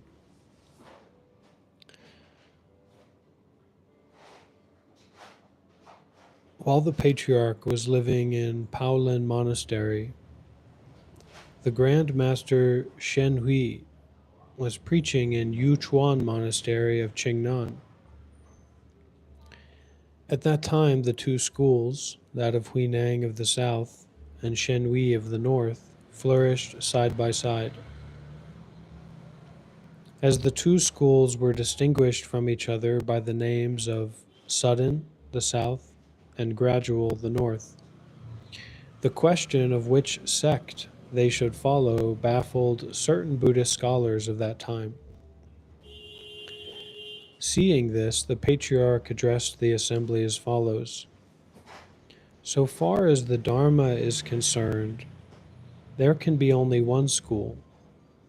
If a distinction exists, it exists in the fact that the founder of one school is a northern man, while the other's is a southerner. While there is only one Dharma, some disciples realize it more quickly than others. The reason why the names sudden and gradual are given is that some disciples are superior to others in mental dispositions. So far as the Dharma is concerned, the distinction of sudden and gradual does not exist. In spite of what the patriarch had said, the followers of Shen Sui used to criticize the patriarch. They discredited him by saying that as he was illiterate, he could not distinguish himself in any respect. So this is the famous story of, and maybe we'll have to read that together soon, but the story of the sixth patriarch, Kui Nang, who was kind of an illiterate stable boy, and he was working at the stables, shoveling horse shit in the monastery in ancient China. And he happened to hear the Heart Sutra or the Mahaprajna Paramita Sutra being recited, or the Diamond Sutra, who knows what it was. He heard some Buddhist sutra being recited, and in that instant he got the enlightenment. And so then he went to live at the monastery where the fifth patriarch, this great master, was, and just a lowly kind of worker at the monastery, lowly monk. And at one point, the fifth patriarch, this headmaster of the temple and of the whole school of Zen Buddhism in China, was planning to depart. He's getting very old, and so he has to find a successor, has to find the next monk to take the mantle of leadership.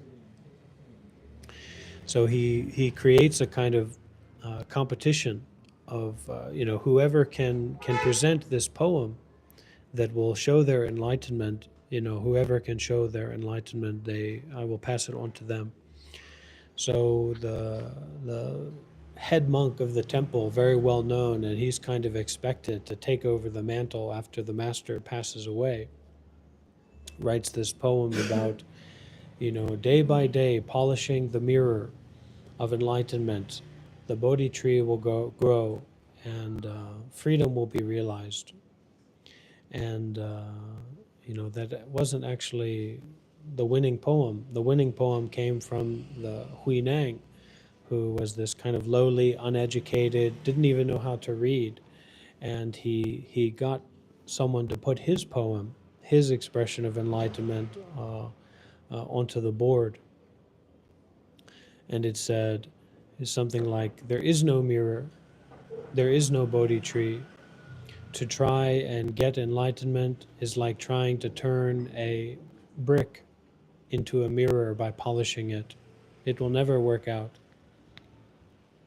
And so in this way, he became the great master.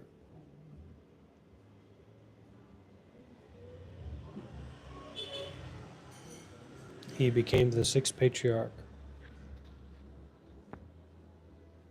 Honestly, there's so much that we can try to learn, we can try to research or accumulate concerning with enlightenment. But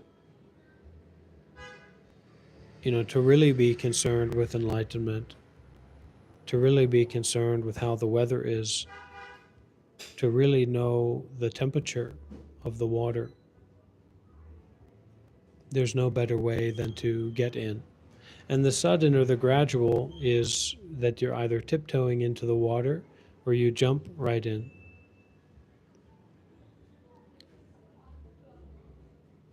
We don't have to be insulting. We also don't have to be not insulting.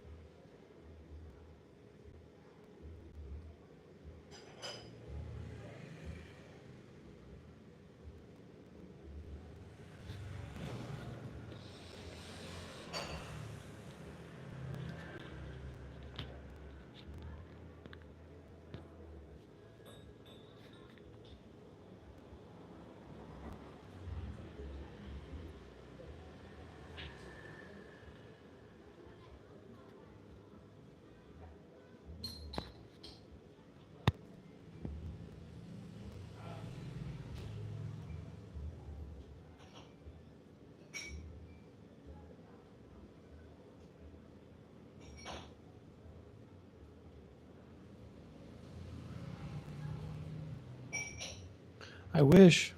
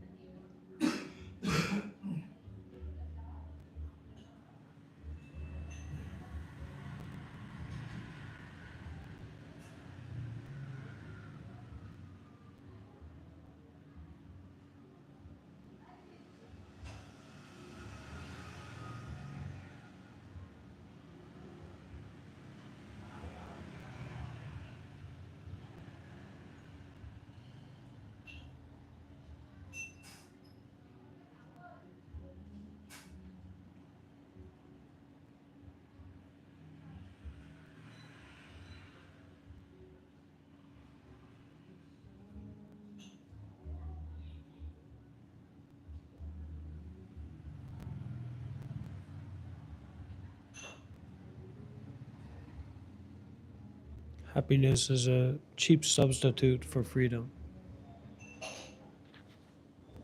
But it's good anyway. You can't say happy. Saying happiness isn't good is like saying cappuccino isn't good. And cappuccino is definitely good.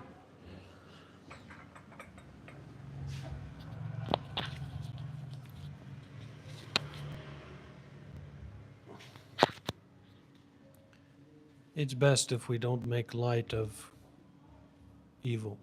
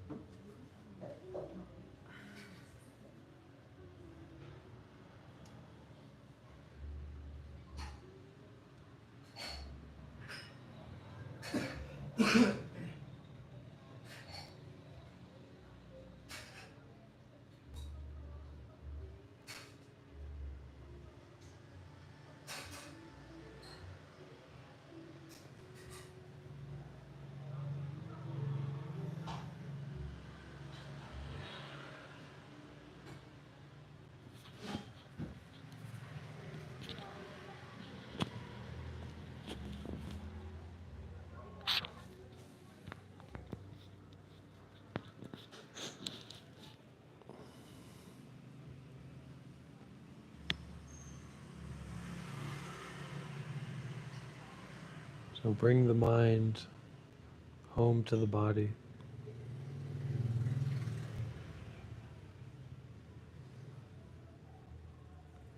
Aware of the whole body is natural because the body is it's right here, it's in your face.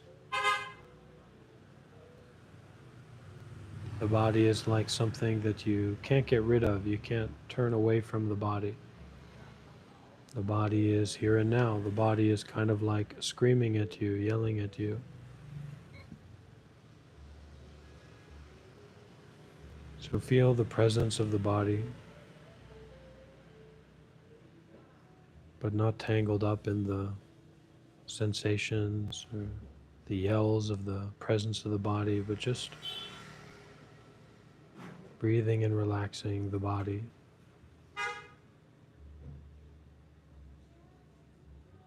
Relaxing the body with natural wakefulness, natural non-conceptual wakefulness, natural awareness of the whole body.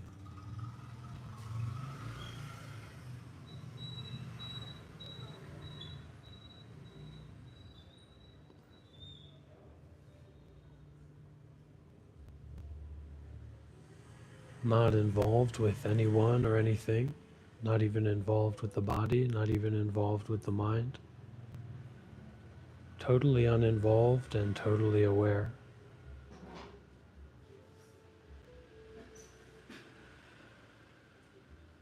And those places in the body or those places in the mind, those thoughts, those sensations, those things that stick out, take that sticking out as a kind of invitation to relax. Relax that grasping, relax that holding on to.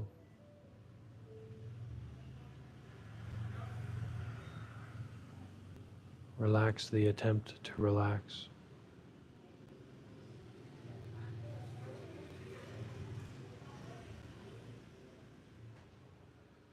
Widening out and brightening out that awareness. Not fixating on anything in particular. Not trying to do anything or achieve anything in particular.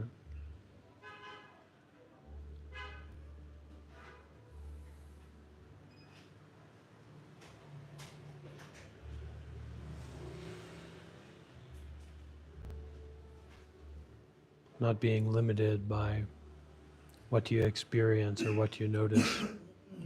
Not being limited by you.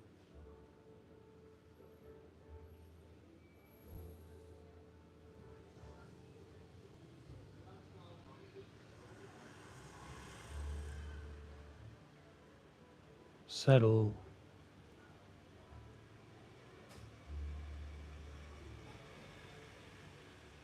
into that awareness that is not fixating on anything, not even fixating on fixating or not fixating.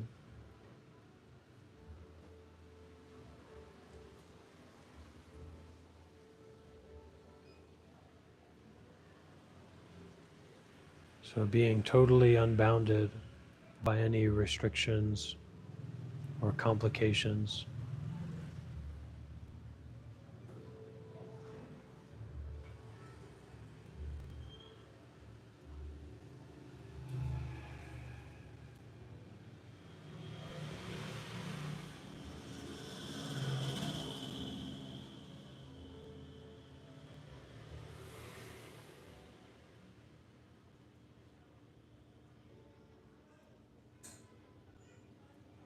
So cultivating the view or cultivating the awareness, it's not about anything. Not even about some idea that we have about awareness.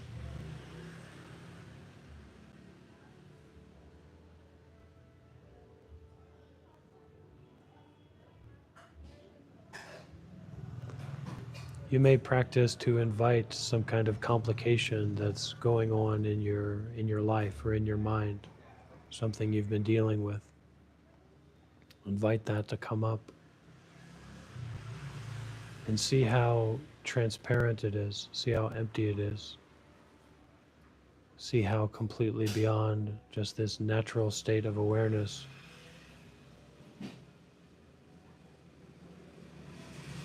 is in relation to that thing that seems to be a problem or a burden or something that needs to be fixed or solved.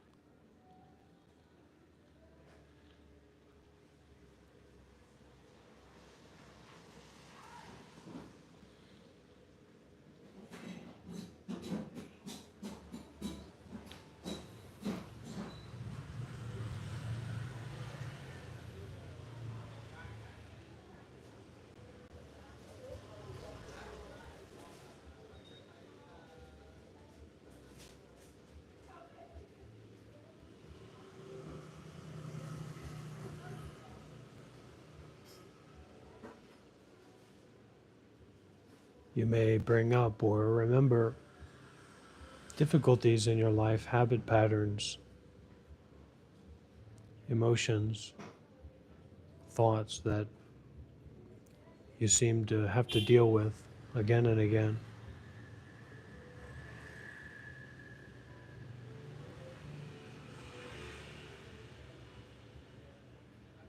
Invite them to come up and see how transparent they are, how empty they are.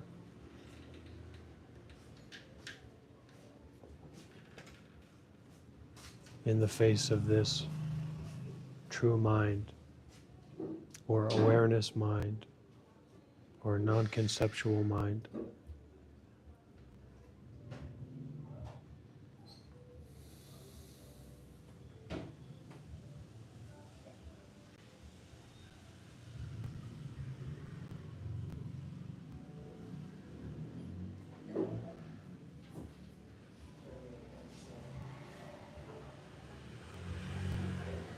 You may bring up or notice how precious it is, how wonderful it is to be able to see how transparent, how empty those problems, those difficulties actually are in the face of this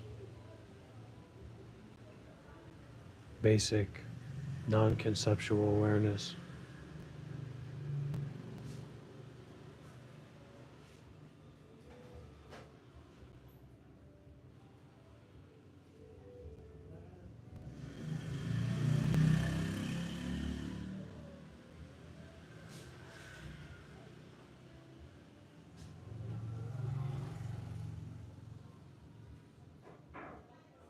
You may notice how there is a pull or a reminder coming up again of a certain thought, a certain desire, a certain seeking, seeking after a sight, seeking after a sound, seeking after a taste, seeking after a feeling, and how transparent, how easily dissolved, how empty that thing that is sought after and that seeking that relates to that thing is in the face of this non-conceptual awareness.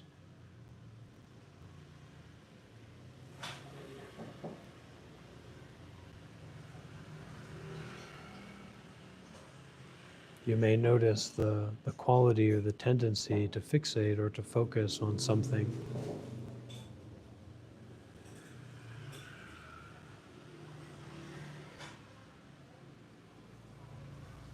See how transparent, see how empty, see how impermanent that fixating on the thing and the thing itself are in the face of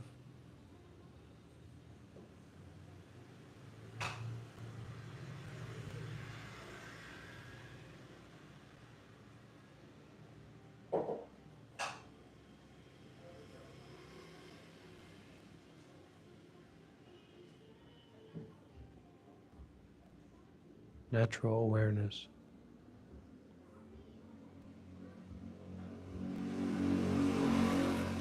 The body of thoughtlessness,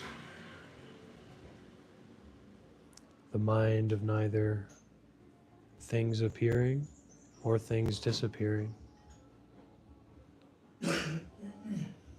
not appearing or disappearing, not things or not things, without pressure, love, offered to everything, offered to anything. Love that is beyond the things, in the moment by moment recognition of things appearing to appear, appearing to disappear, seeing the actuality of no appearing and no disappearing right in front of you.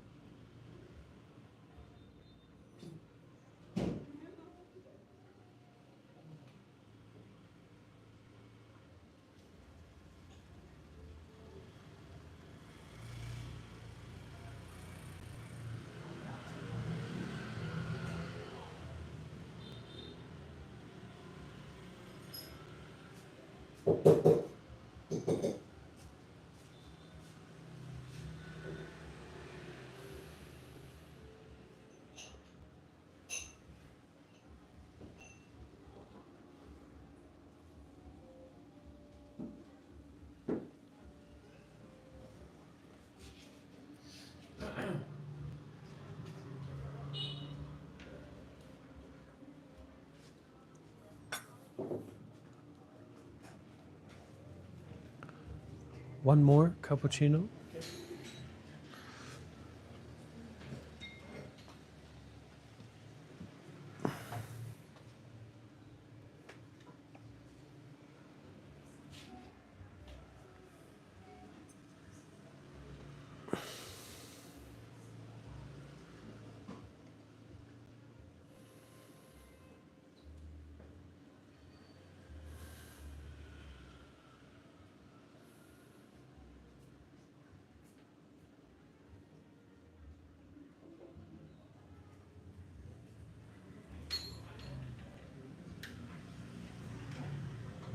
Not really knowing what we're doing as much as allowing opening to take place.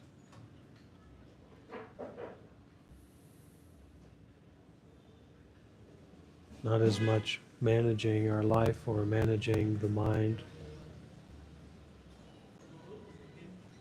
but allowing the compulsion of management to cease, to resolve itself in basic awareness, basic space.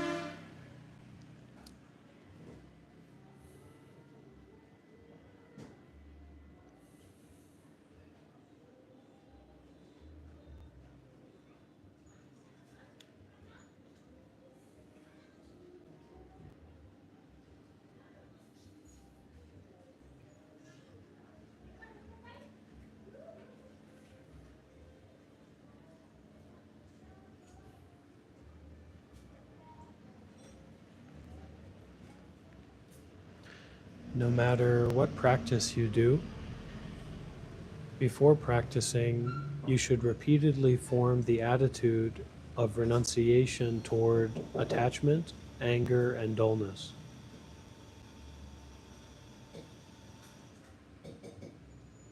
The attitude of renunciation toward attachment. So we know that practically we are attached to all kinds of different things. Especially we are attached to the thoughts that we have about what we see, what we hear, what we experience physically or mentally. So bringing up the attitude of renunciation of attachment, recognizing attachment, recognize what is being held onto, what is being fixated on at this moment, and the attitude of renouncing attaching, to give up, to abandon attaching.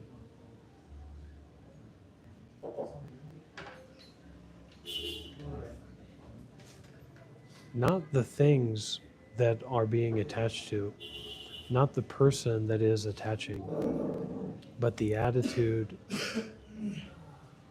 of holding on to attachment, the willingness to renounce holding on.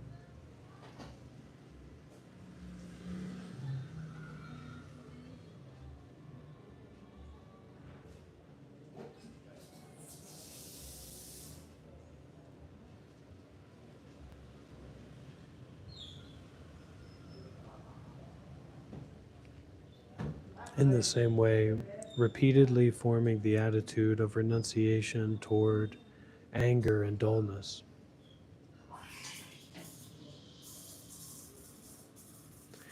Anger, attachment, and dullness create the three realms of suffering, the three realms of illusion, the three realms of the suffering person in a story.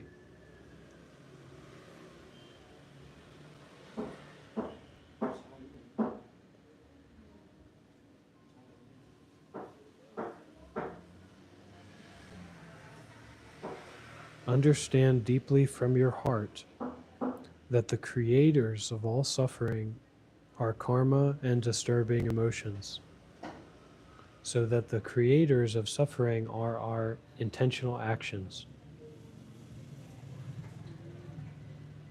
not just in this life, but in past lives as well. Actions done with attachment, actions done with expectation.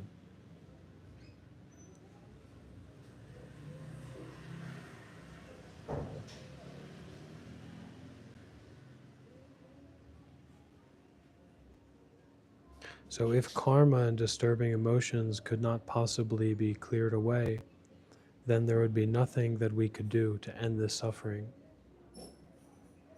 Karma and disturbing emotions are the nasty roots of suffering and diluted experience, but they can be eliminated. They have one good quality. They are momentary. They can be cleared up. Our thoughts, our understandings, our perspectives, our positions, our ideas, our emotions are temporary, and they can be cleared up. They can be released, resolved, ended.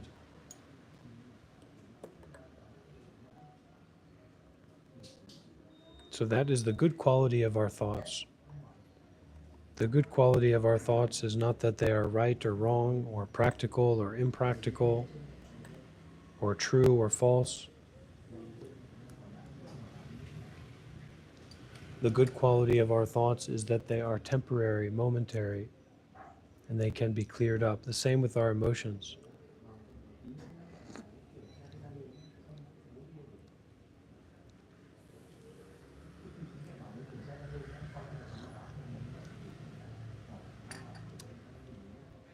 They are momentary and can be cleared up.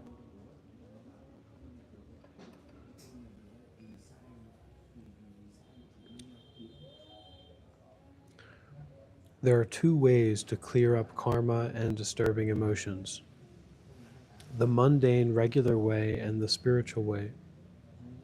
The mundane way is when we tell one another, don't worry, relax, take it easy. Understand those words because they are in fact very powerful.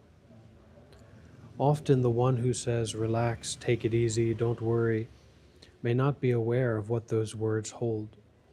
Nonetheless, they are extremely beneficial to say to someone, and not only to say them to human beings, but to our pets as well.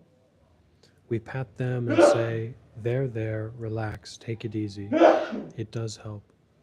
Don't worry. means don't think so much. Don't think so much about whatever you're thinking of. There, relax, take it easy. It really does help. Don't worry means don't think so much. Don't think so much about whatever you are thinking of. It can also mean don't think so much at all. Take it easy means be carefree. Relax means don't fixate on anything. Release your conceptual attitude. These three phrases actually do have a very powerful meaning. Relax, don't worry, take it easy. If you don't particularly know how to be relaxed and not worry, just to be told may not ultimately help so much, but listen to their opposites. Be uptight, worry, please, be jumpy, be nervous, be speedy.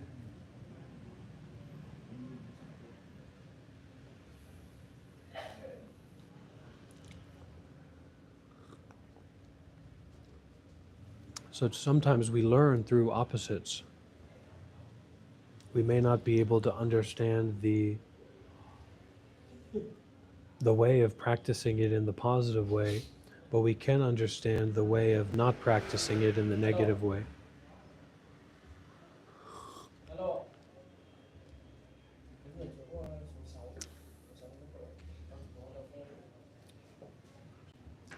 Disturbing emotions come because of thinking. Thoughts produce emotions. Thoughts create karma. Therefore, don't follow past thought. Don't invite future thought. In the present moment, do not correct, do not modify, do not accept or reject. Don't try to rearrange your present wakefulness. Instead, leave it as it naturally is, without any attempt to alter it in any way. That is called sustaining your natural face. The moment you let it be in uncontrived naturalness, the essence of your mind is empty and at the same time cognizant. Cognizing while being empty, this is the natural state.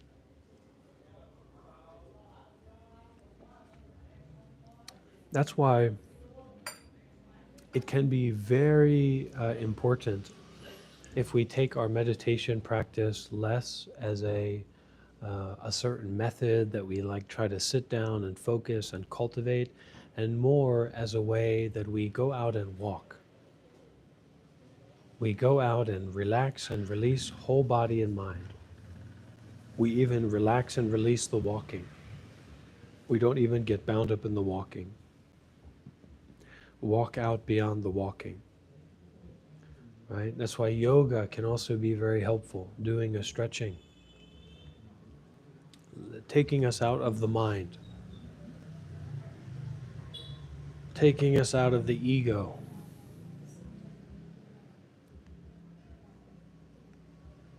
Letting be in naturalness does not mean being absent-minded or dull. It is conscious and present. But this clear and cognizant sense of being awake does not necessarily hold on to anything. So a state of wakefulness, a state of awareness that does not necessarily hold on to anything. You see, that's why most people are just completely in the wrong from top to bottom. Because in this this sense of being awake, this clear and cognizant or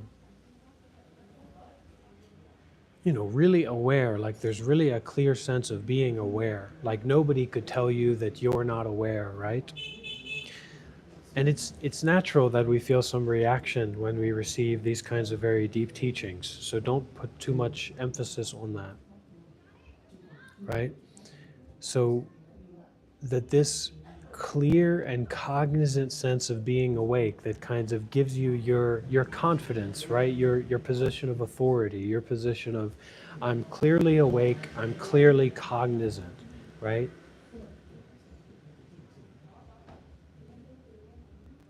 that this wakefulness, this being awake, does not necessarily hold on to anything. So that this wakefulness, this awareness, right, does not necessitate holding on to anything, grasping on to some idea, some opinion, some sound, some sight, right, some aspect.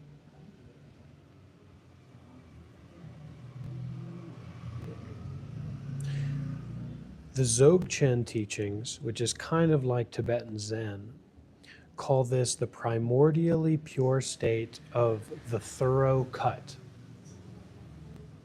It is the intent of the fourth empowerment, the non-dual great bliss that is present throughout all states, samsaric or nirvanic.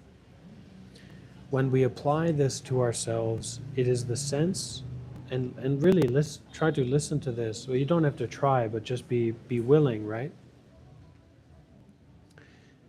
When we apply this to ourselves, it is the sense of being empty and uninvolved, utterly naked, wide awake, and vividly clear. When we are involved in thoughts of the three spheres, naked awareness is not seen.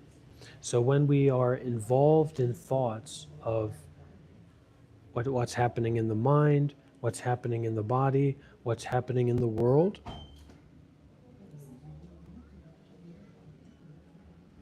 then this naked awareness, or just this natural awareness, this awareness as it is not really seen. It's not recognized.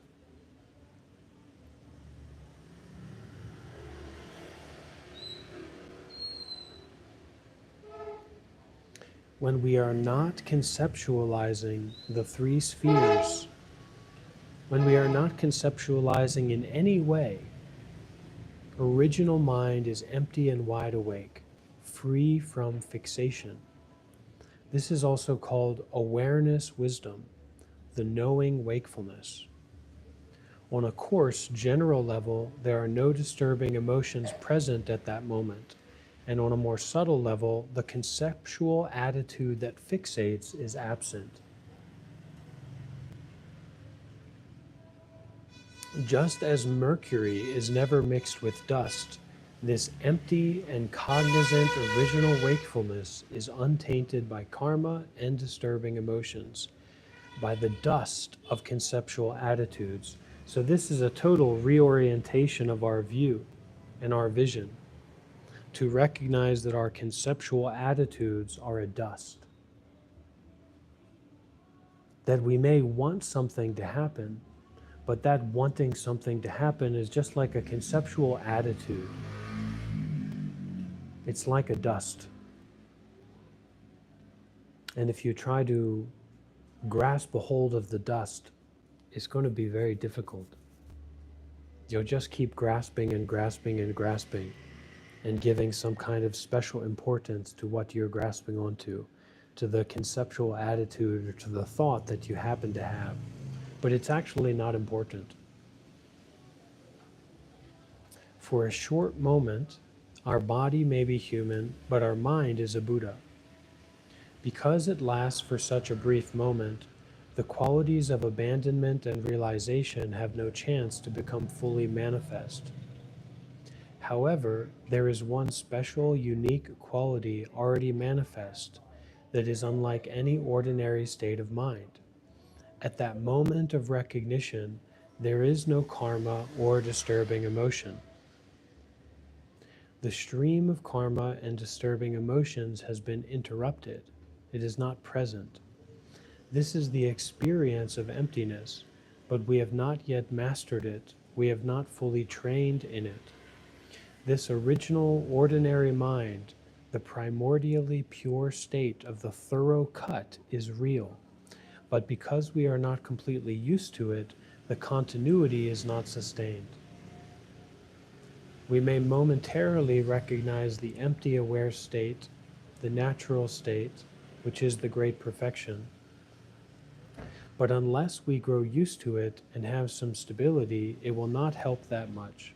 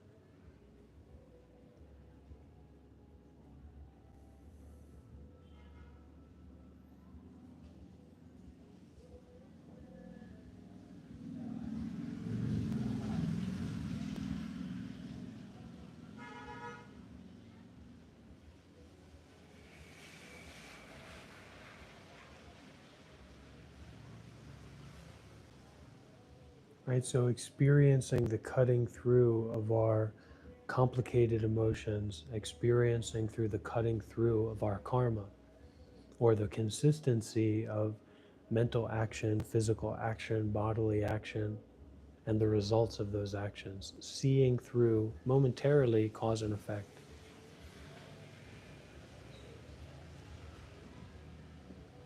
Momentarily recognizing the empty aware state or the natural state.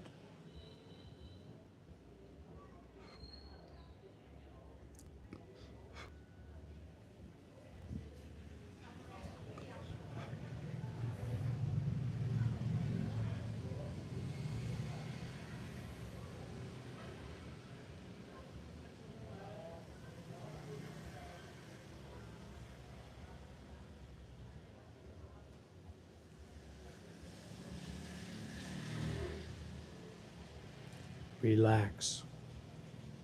Take it easy. Don't worry.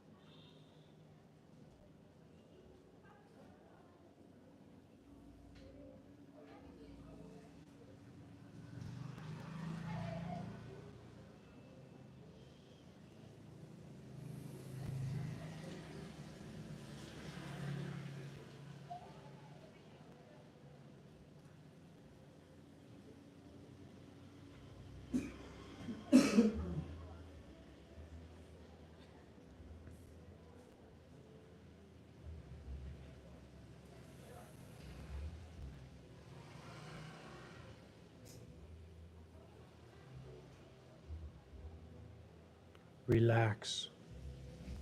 Take it easy. Don't worry.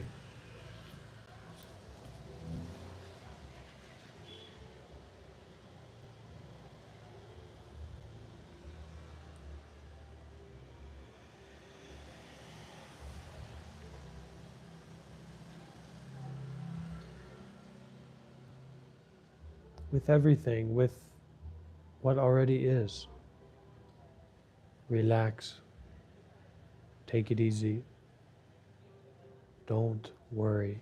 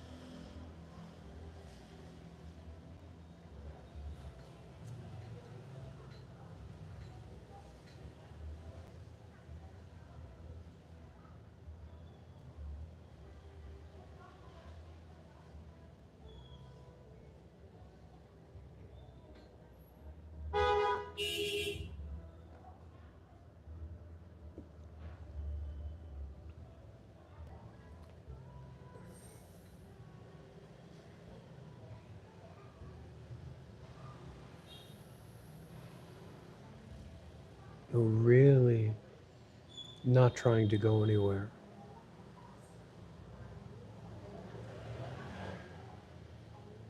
Really not trying to get something. Really not trying to figure something out. Really not relying on thoughts.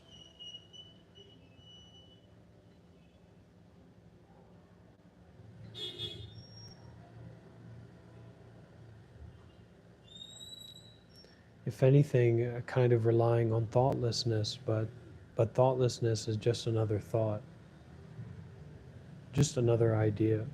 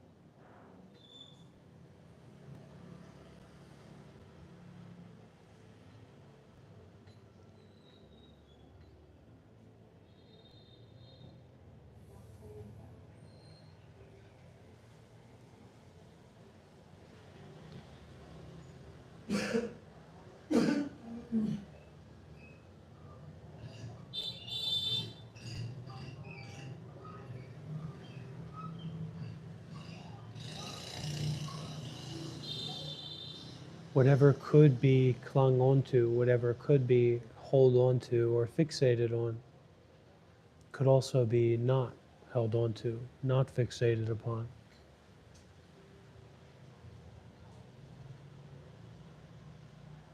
Whatever thought can be believed in can also be not believed in.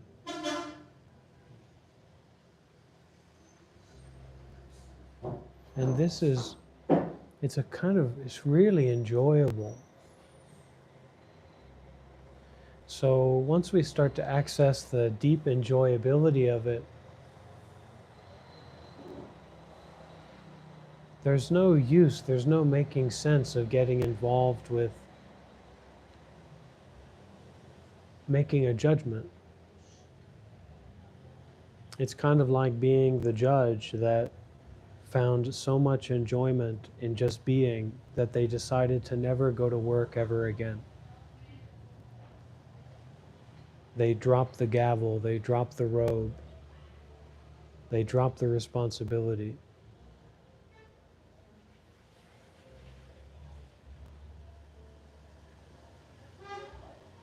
They dropped the schizophrenia, they dropped the depression, they dropped the ego, they dropped the anxiety, they dropped the identity, they dropped the story that they've been perpetuating in themselves and in the world.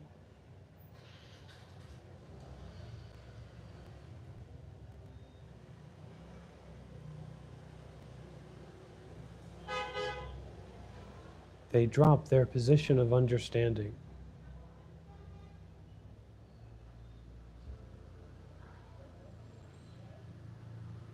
They drop their position of ego. Every understanding that we hold on to is just our ego showing its ass. This isn't a place to show your ass.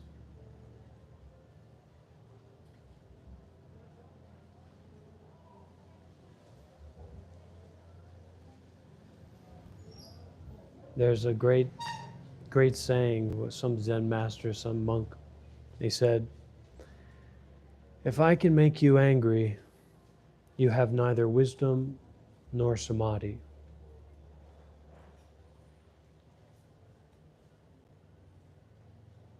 If I can make you have disturbed emotions, then you are not wise.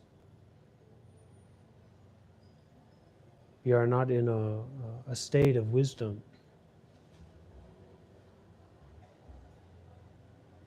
So we can very easily confuse wisdom for ego. And I'm here to hold the line on that.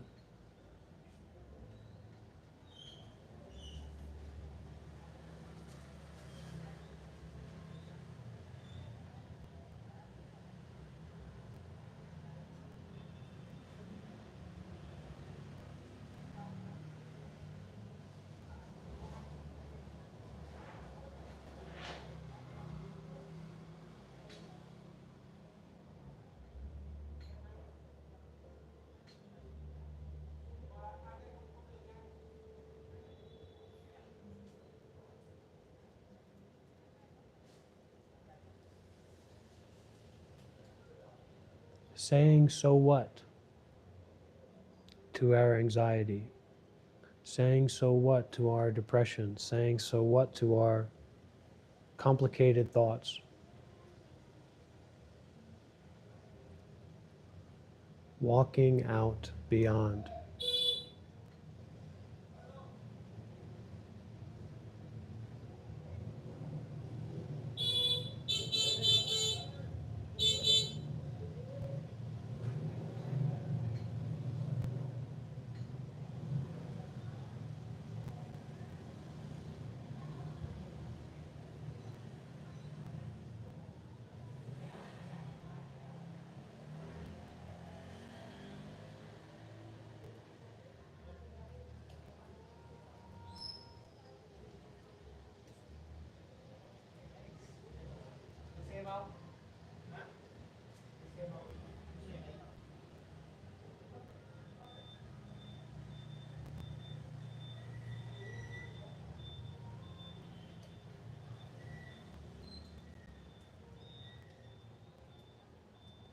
It's only when we can actually go beyond our surface level conflicted negative emotions that we can actually start to work with our trauma, work with the source, work with the core of our being, which is not thought-based.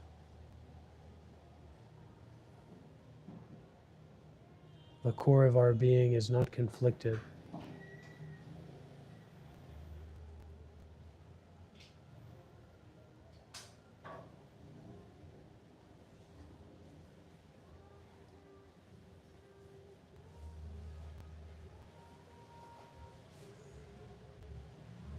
So as we reacquaint our apparent self with the core of our being, instead of being trapped and binded by complicated thoughts and conflicted emotions,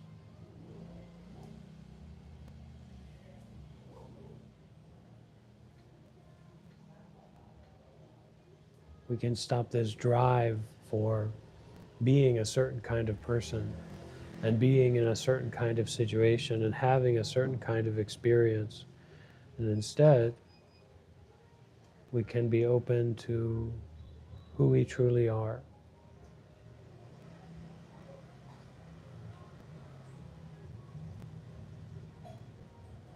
We can be open to the basic wakefulness. We can be open to focused non-conceptualization.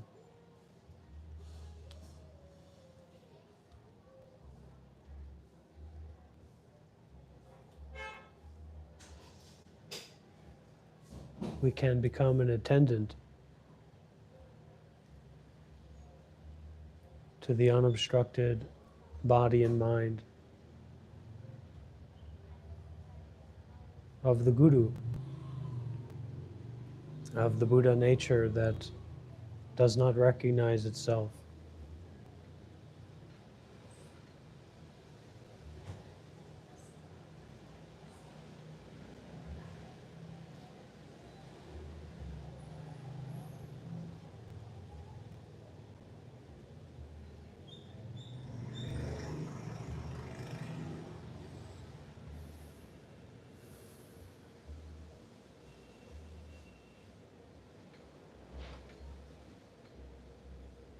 And it's always a learning experience when we fall into negative reactivity.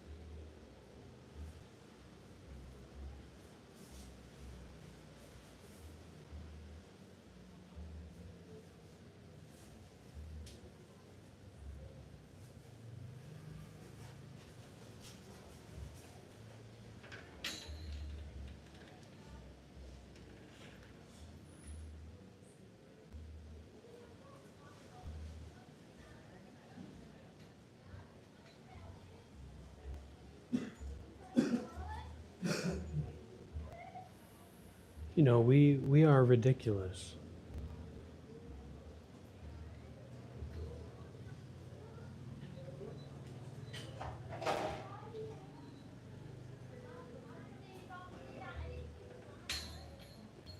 Completely ridiculous.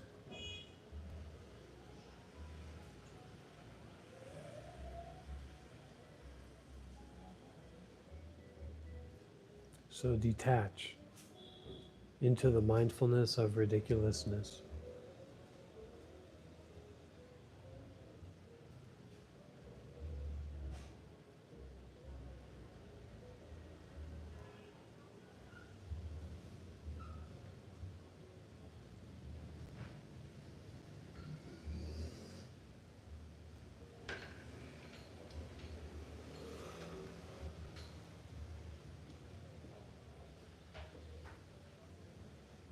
And once we start realizing how ridiculous we are, our own personal ridiculousness, we will stop being so confused and discombobulated and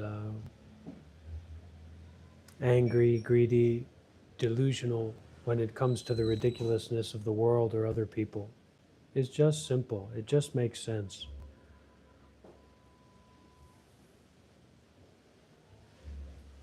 Allow the mindfulness of ridiculousness to pervade everywhere,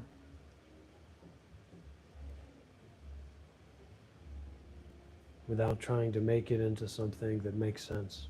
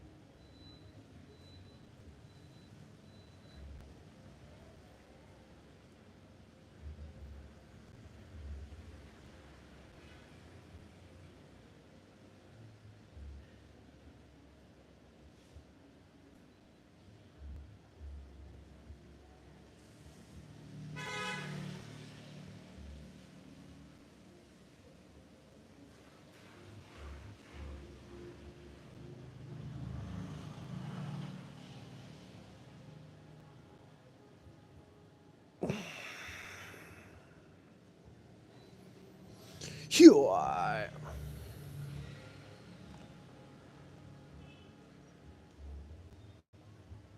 Oi, oi, oi.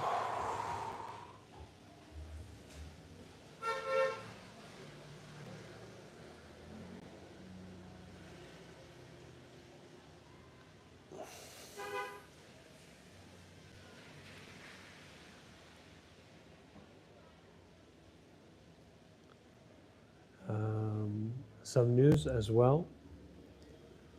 My visa here in Vietnam is almost up, so I will be moving to another country nearby, moving to Malaysia to stay at one of my teacher's monasteries there. I'll have to see if how the conditions are at the monastery, so maybe I will stay there or get a Airbnb or something nearby.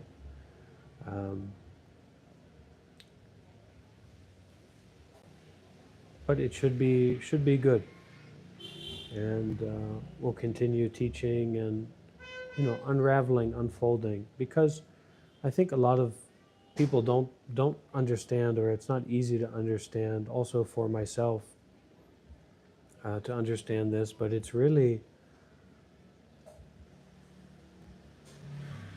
my path, the way that I'm going about it, and the direction that I'm going in, is to abandon life and abandon time and abandon planning and to give in to the great mystery and continuing to do good deeds with mindfulness and detachment limitlessly as much as I can.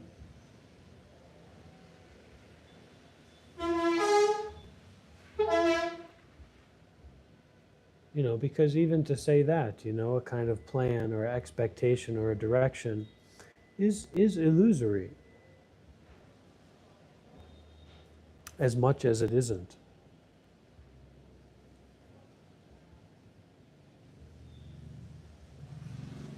So take everything with not just a grain of salt, but a big heaping pile of salt. That as much as it is, it isn't.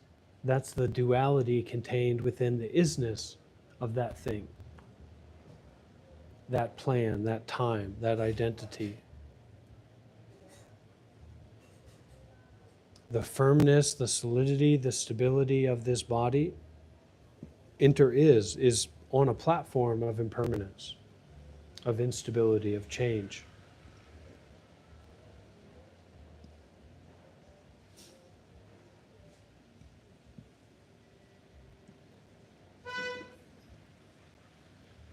And wanting to get to this special place, this special experience of, like we become the enlightened person or the spiritual person, we get to the other end of the rainbow and we just get to enjoy our big pot of gold. It's like putting an effervescent tablet into a cup of water and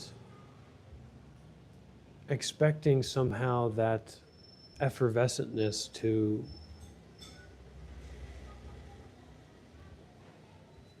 be permanent.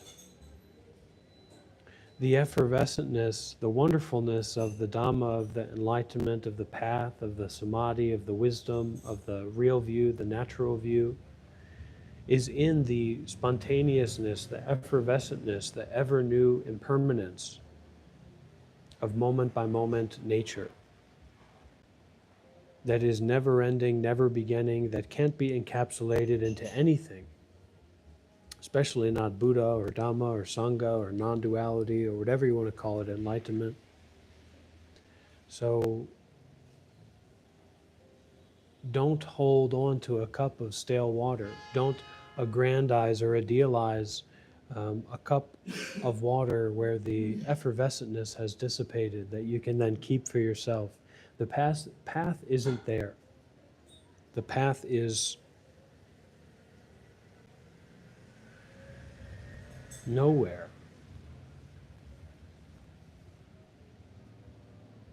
And arriving at nowhere is what this is all about. The nowhere of non-arriving.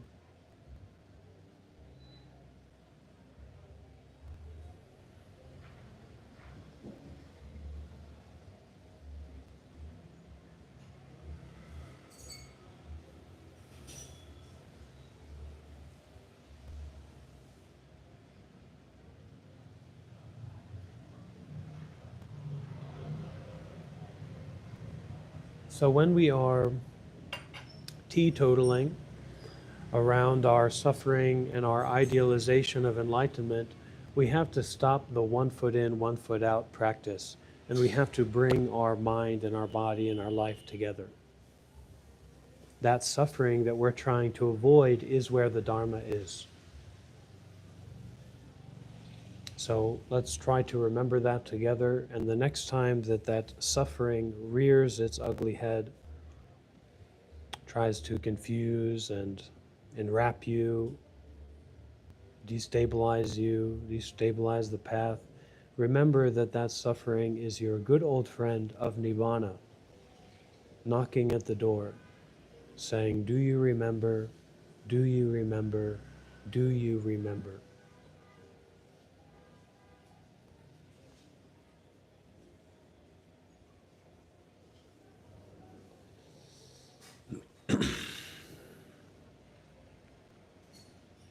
Let's remember together forever. Sadhu, sadhu, sadhu.